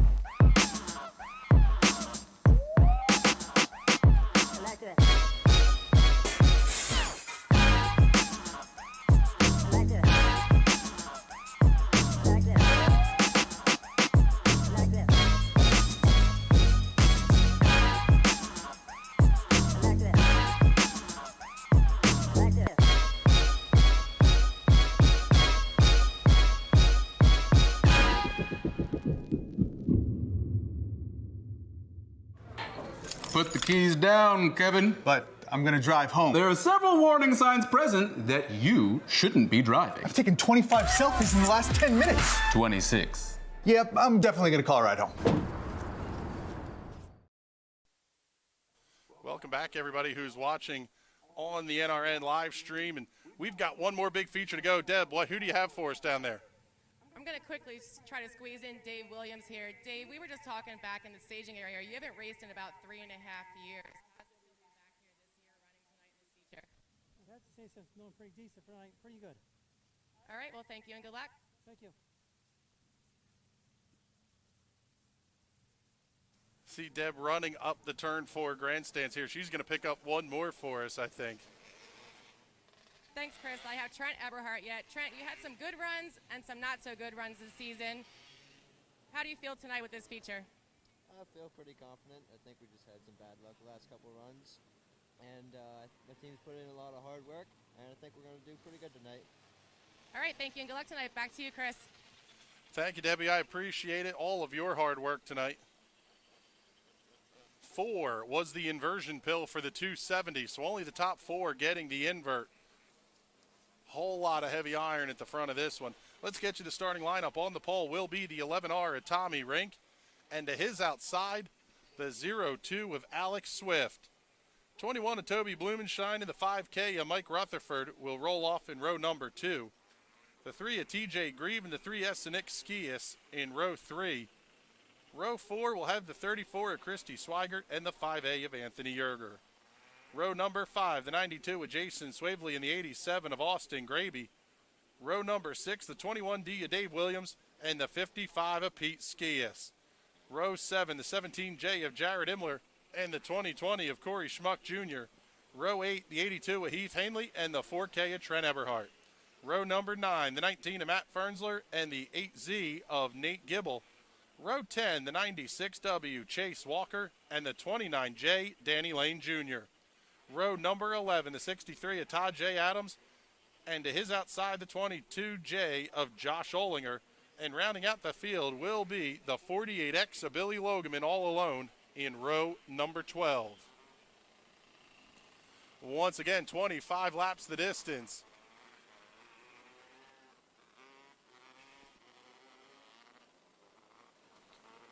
Corey Schmuck Jr. going to be the last car to push off here. He ran in that last 125 and 4-stroke race, so you give him a couple of minutes to try to catch his breath and strap into the next race car. And a reminder to everybody, we are back 1 week from tonight. The Clyde Martin Memorial, presented by Gold Rush Trailers. Those races will be 35 laps in distance. Only the top 4 regular divisions and members only in that one. So some of the drivers that have wins this season, guys like Tommy Koonsman in both the 600s and the 270s, unless they have a membership in that class, they will be ineligible to compete next weekend. So a little bit smaller fields, but bigger purses than we see every week. $750 to win. The rest of the purse structure is going to stay the same. Oh, I'm being told no. Bigger purses all the way around the whole way through. No? Yeah. All right, that works. Being told that the play-by-play guy should pay attention to Facebook. We'll take it. Make sure you keep your eye on the Facebook page. You can also find the full payout information at ClydeMartinSpeedway.com. Lineup's good. We're going to stop talking about that next week. Let's finish up this week. Rink and Swift on the front row. Green flags in the air. Good start for Rink. Blumenshine going to look to the inside of Swift off of turn number 4 and in through turns 1 and 2. Good run. New second place driver Toby Blumenshine. Big crossover down the back straightaway by Swift. He's going to pick back up that second position. Couple of cars bottling up, clipping the infield tires. Oh, big hit. Chase Walker got up on the back wheels. How did that car not go over? Nice piece of driving there. The 5K of Mike Rutherford trying to make the high side work. 2 laps in the books. Tommy Rink still the race leader, but Alex Swift is the quickest car on the racetrack. The Bridgeport, Matt Fernsler up into the outside wall. Caution flag is out. I believe the left front of that car may have been broken because he did not turn one bit when he tried to make the corner entry into turn number 3.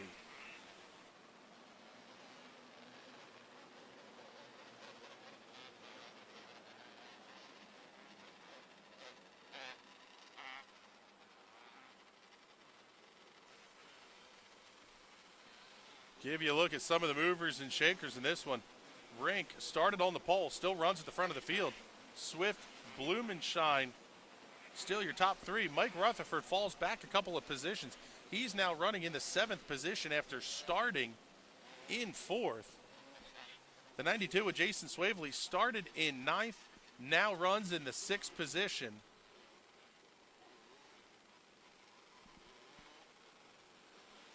After getting his first career win last night, Matt Fernsler started tonight in 17th, and he will end this one on the hook and out of the race.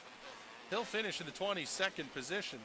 Billy Logeman in the 48X was scheduled to start 23rd. He did not start with issues before the field.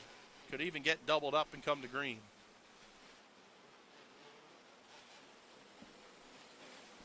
Alex Swift does have the fastest lap of the race. 3 laps in the books, still 22 to go. Lights are out. We're going back to green already.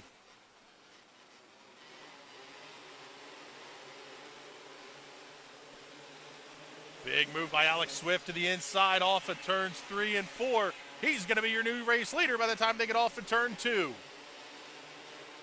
Here comes Nick Skias looking to the inside of TJ Grieve. That's going to be the fight for the 4th position. Skias still there, but Grieve fights back hard on the outside. Caution flag. One car going around on the front straightaway. That's going to be the 96. Oh, man, he's in a tough spot. Nice job by the field to get woed down off of turn 4. Trouble for the 96W at Chase Walker. That car on the restart slid very, very high in turns 3 and 4. Not sure if he may have a mechanical issue of some sort with that car as well.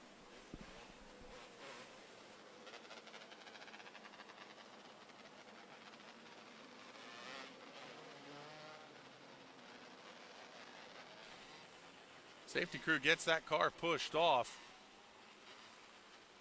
Now he's got the problem that he's trying to figure out where to get the car turned back around.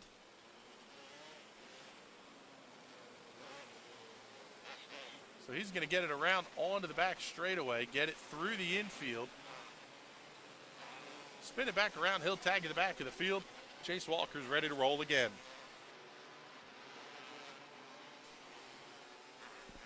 The lap did get scored, so we're going to be a double file restart. Lights are out, we're ready to roll. Alex Swift, the race leader, now over Tommy Rink. Swift choosing the inside for the restart. Blumenshine and Skias in row 2. Green flag back in the air. That's a good start for Alex Swift. Here comes Blumenshine looking to the inside of Rink in turns 1 and 2. He'll throw the slider. Almost makes contact with the race leader. That's going to let Rink come back in front. Blumenshine really stuffs it in deep again.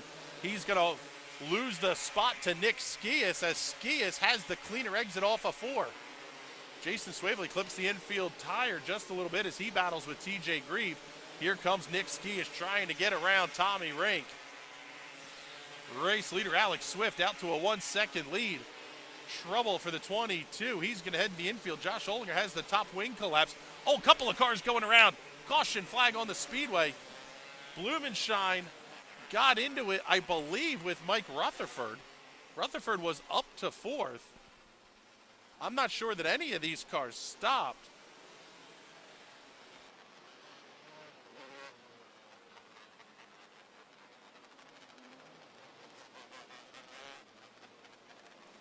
The 21 of Toby Blumenshine going to be sent to the rear for that one.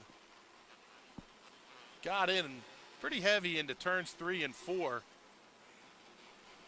Making contact, that sent around the 5 of Rutherford. Everybody was able to keep the cars moving, though.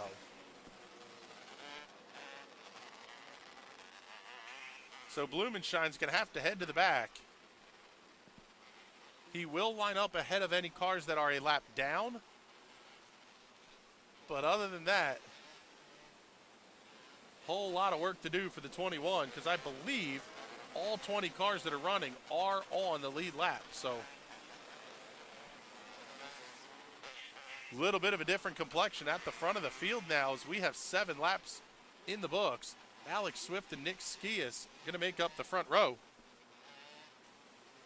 Tommy Rink and Mike Rutherford in row 2. Rutherford started 4th, had trouble, fell back. He was as deep as 7th or 8th at one point.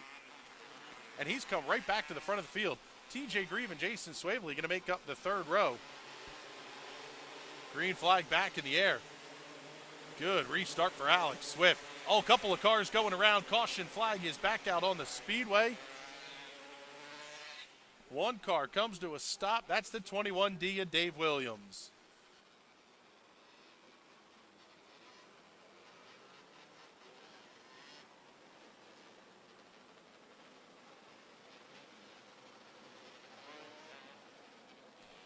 Will be a single file restart because we didn't get a lap in the books. So Alex Swift will not have to worry about Nick Skias being to his outside.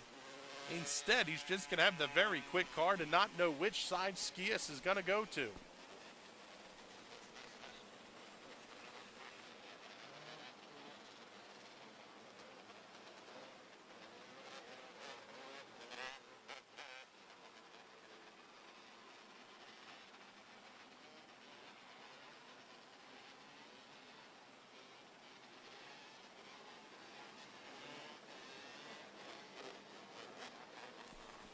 Lights are out. We are ready to go back to green. 7 down, 18 laps to go. Swift going to bring the field down the back straightaway. Gets a good start. In fact, everybody pretty clean off of turn 4 except for Corey Schmuck Jr. That car slows and will come to a stop in the infield. We will stay under the green flag. Side-by-side battle. That's going to be for the 4th position. Jason Swavely slides inside of Tommy Rink off of turn number 2. Rink tried to get back inside, not close enough. TJ Grieve going to be right there to fight back as well.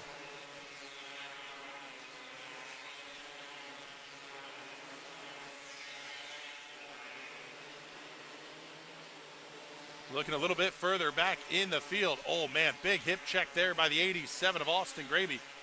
He comes around the 5A of Anthony Yerger. Yerger makes a little bit of contact. He's going to pull it off into the infield, and his night will be done. Tough break for the 5A of Anthony Erger. That car does have a win in the 270s this season, but it will not pick up another one tonight. Nice run for Danny Lane Jr. in the 29J. Lane started in the 20th position, now currently running 9th. How about this run for Christy Swigert in the 34? She is also running inside the top 10. Pete Skias in the 55 started 12th. He runs in the 8th position. Other movers on the field, Austin Graby in the 87 started 10th. He now runs in the 7th position. The 92 of Swavey, like we said, started 9th. He now runs in the 4th position. We got a lap in, so we're going to double them up, but this was the 5th caution, so this is the last chance for a double file restart, and we are not yet to the halfway point.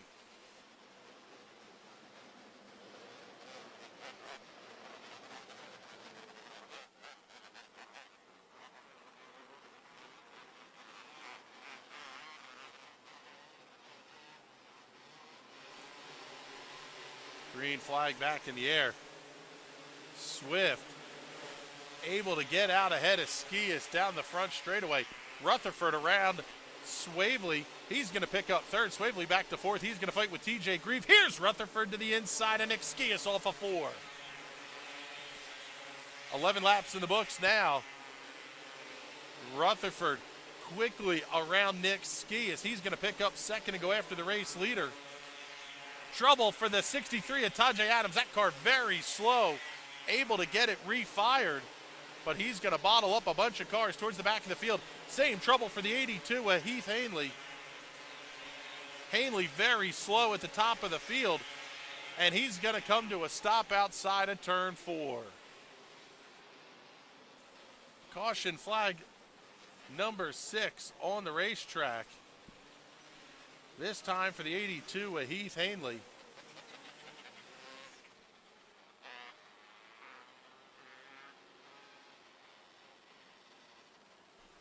His efforts to double up look like they're going to come to a premature conclusion.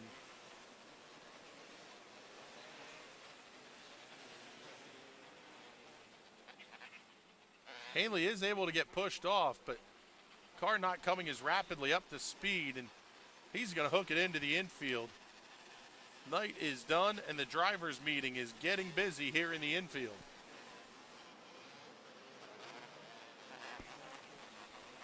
"13 down, 12 laps to go." Single file restarts the rest of the way. Alex Swift still the race leader, but he's got Mike Rutherford in 2nd. Oh, and what a good start for Rutherford. He's going to be right on the back bumper, but here comes Nick Skias. He's going to join the fight as well. Couple of cars making contact. Up, almost over, is the 55 of Pete Skias. The 87 also involved in that one. Austin Graby and Pete Skias running 6th and 7th at the time. They both make contact, come to a stop. Pete does a pirouette, sticks the triple Lindy, lands that one cleanly in turn number 2. He should be able to get refired.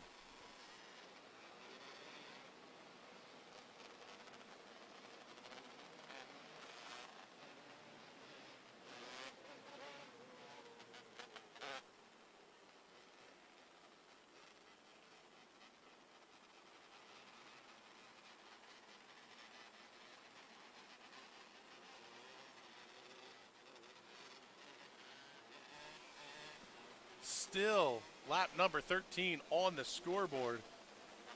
So it's going to be a single file restart. Everybody's going to get back in line with the exception of the 2 cars that were involved. Pete Skias is going to try and refire that car back off. We'll see if he stays on the racetrack. Yes, he does. Give that man a round of applause. Pete Skias may not pick up the win, but he'll sell a couple of t-shirts tonight.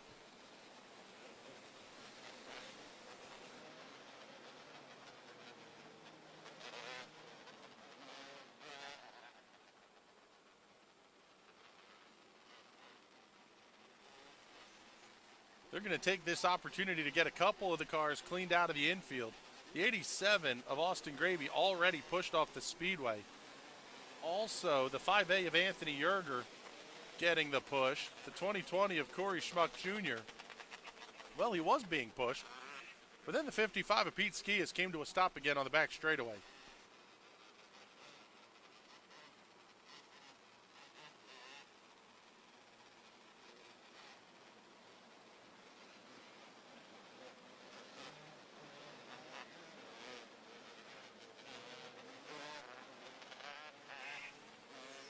So Skias is now able to get pushed off. He refires in the Viper chassis entry. Corey Schmuck Jr. clears himself off the racetrack with the assistance of the four-wheelers. They're going to close the gate. Lights are out. We're ready to roll. Alex Swift at the front of the field. Mike Rutherford got a good restart last time, just not close enough to try to make the big move.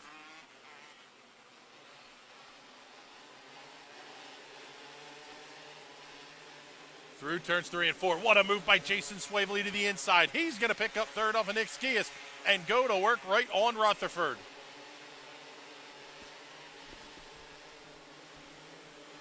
At the halfway point, Rutherford slides up the racetrack just a little bit. He gets ahead of Swavely. Danny Lane Jr. up to the 5th position, and he's going to work on TJ Grieve. One car, 21D, slides way high off of turn number 4. Nice catch there by Dave Williams. Everybody single file except back to Tajay Adams and Jared Imler in the 17. Nice pass there by the 63. Moved Tajay Adams up to the 10th position. Dave Adams going to come around as well. Adams up to 11th. Pete Skias gets around Imler as well. 17 laps to the books. Closest battle for position towards the front. Danny Lane Jr. just a couple of car lengths back at TJ Grieve off the corner. Lane able to hook the bottom just a little bit better than Grieve, but he's not able to make up the ground. Lane slides it high off at turn 4. Again, just not able to make up any ground. Now your race leader, Alex Swift, catching lap traffic. Trouble for the 34, Christy Swiger. She's going to pull to the infield from 8th. 20 laps down, 5 laps remaining in the final feature race of the night. Alex Swift in the 0-2, already working through lap traffic. Rutherford is catching him as Swift just not able to get through traffic quickly. 3 laps to go, and we've got a battle for the race lead. Oh, they make contact. Rutherford goes around. Caution flag is out. The 4K of Trent Eberhardt making it very difficult for the leaders to get around him. Swift had to get on the binders. Rutherford hit them even harder, looped it around, and comes to a stop inside of turn 4.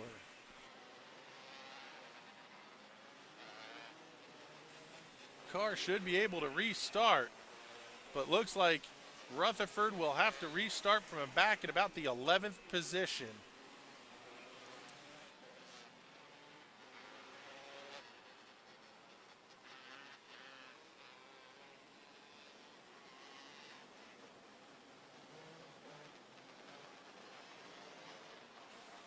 Four-wheeler getting back in behind the 5K.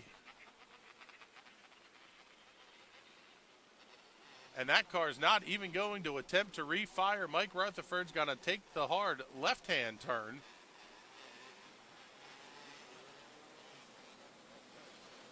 They're going to have to get him off the end of the guardrail there. But Mike Rutherford's going to be done and out of the race. Rutherford will finish in the 15th position. So now at the front of the field, completely different complexion. Nick Skias running in the 2nd position. Jason Swavely runs 3rd. 3 laps remaining. This action-packed night of racing just about ready to wrap up. 2 of the most aggressive high-side drivers in the business. Gonna restart on Alex Swift's tail tank. It's a good restart for Swift. Car's really jostling around inside of turn 1. Nick Skias is there. They're down to 2 to go. Skias gives back a little bit of ground off of turn number 2 that time. White flag in the air. One more lap to go for Alex Swift.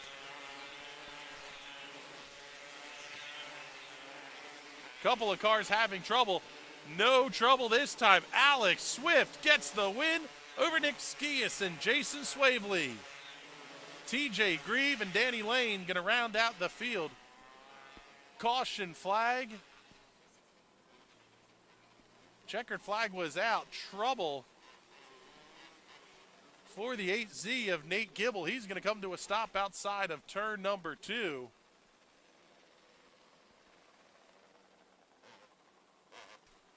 Alex Swift, Nick Skias, TJ Grieve, your top 3.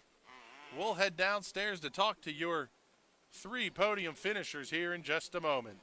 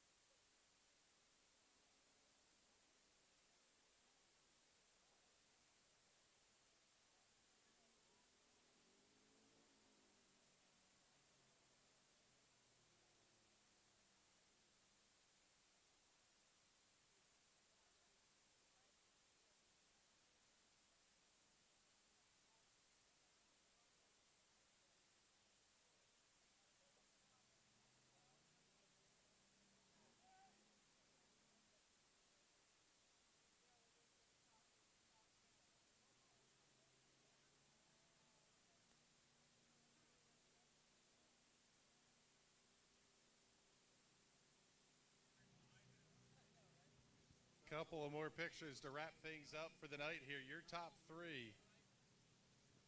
Alex Swift, Nick Skias, Jason Swavely. We'll kick things off. Alex, you got your 2nd win of the season here at the Clyde. This car was really good tonight. Tell us about it.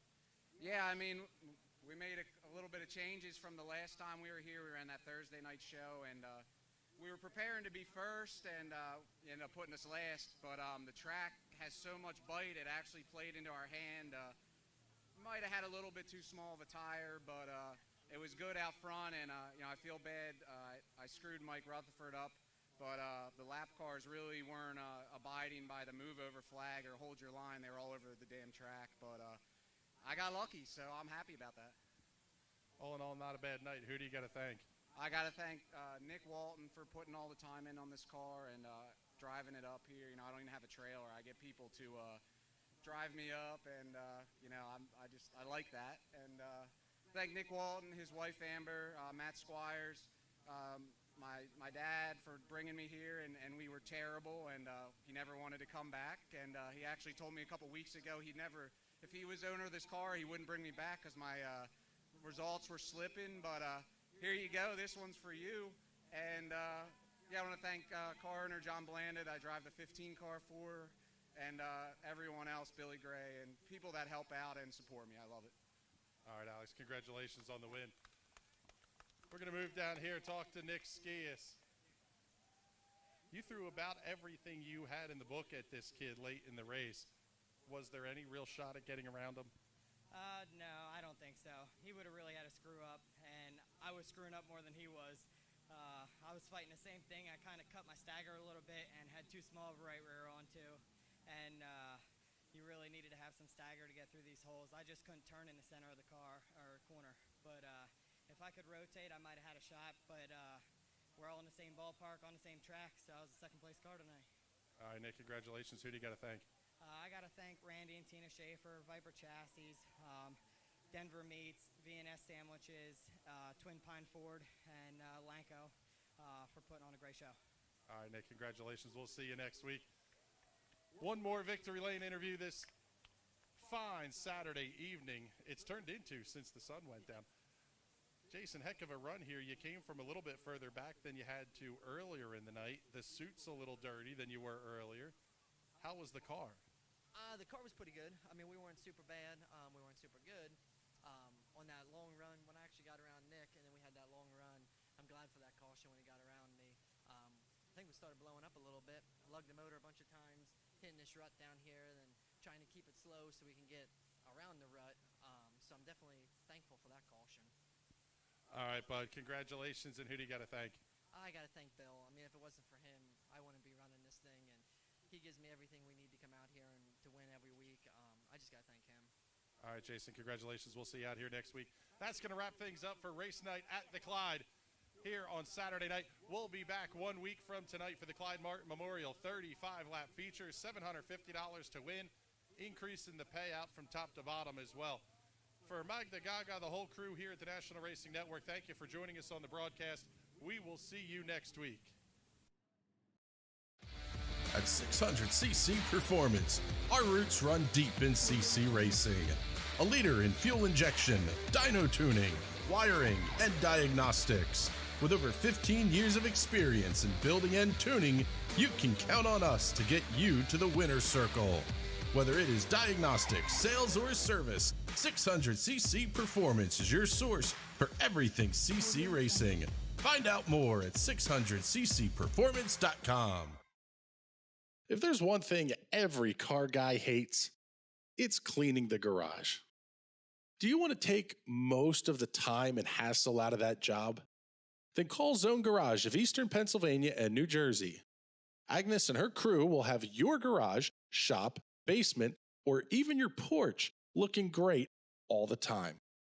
With unique patterns and designs, plus the ability to incorporate your logo or any artwork, your space will never have looked better. Installation is done in 1 day, guaranteed, and Zone Garage offers a 20-year warranty on the top coat. Their coatings are durable, anti-slipped, and impact resistant. Give them a call at 570-856-6067. That's 570-856-6067 for Zone Garage of Eastern Pennsylvania and New Jersey.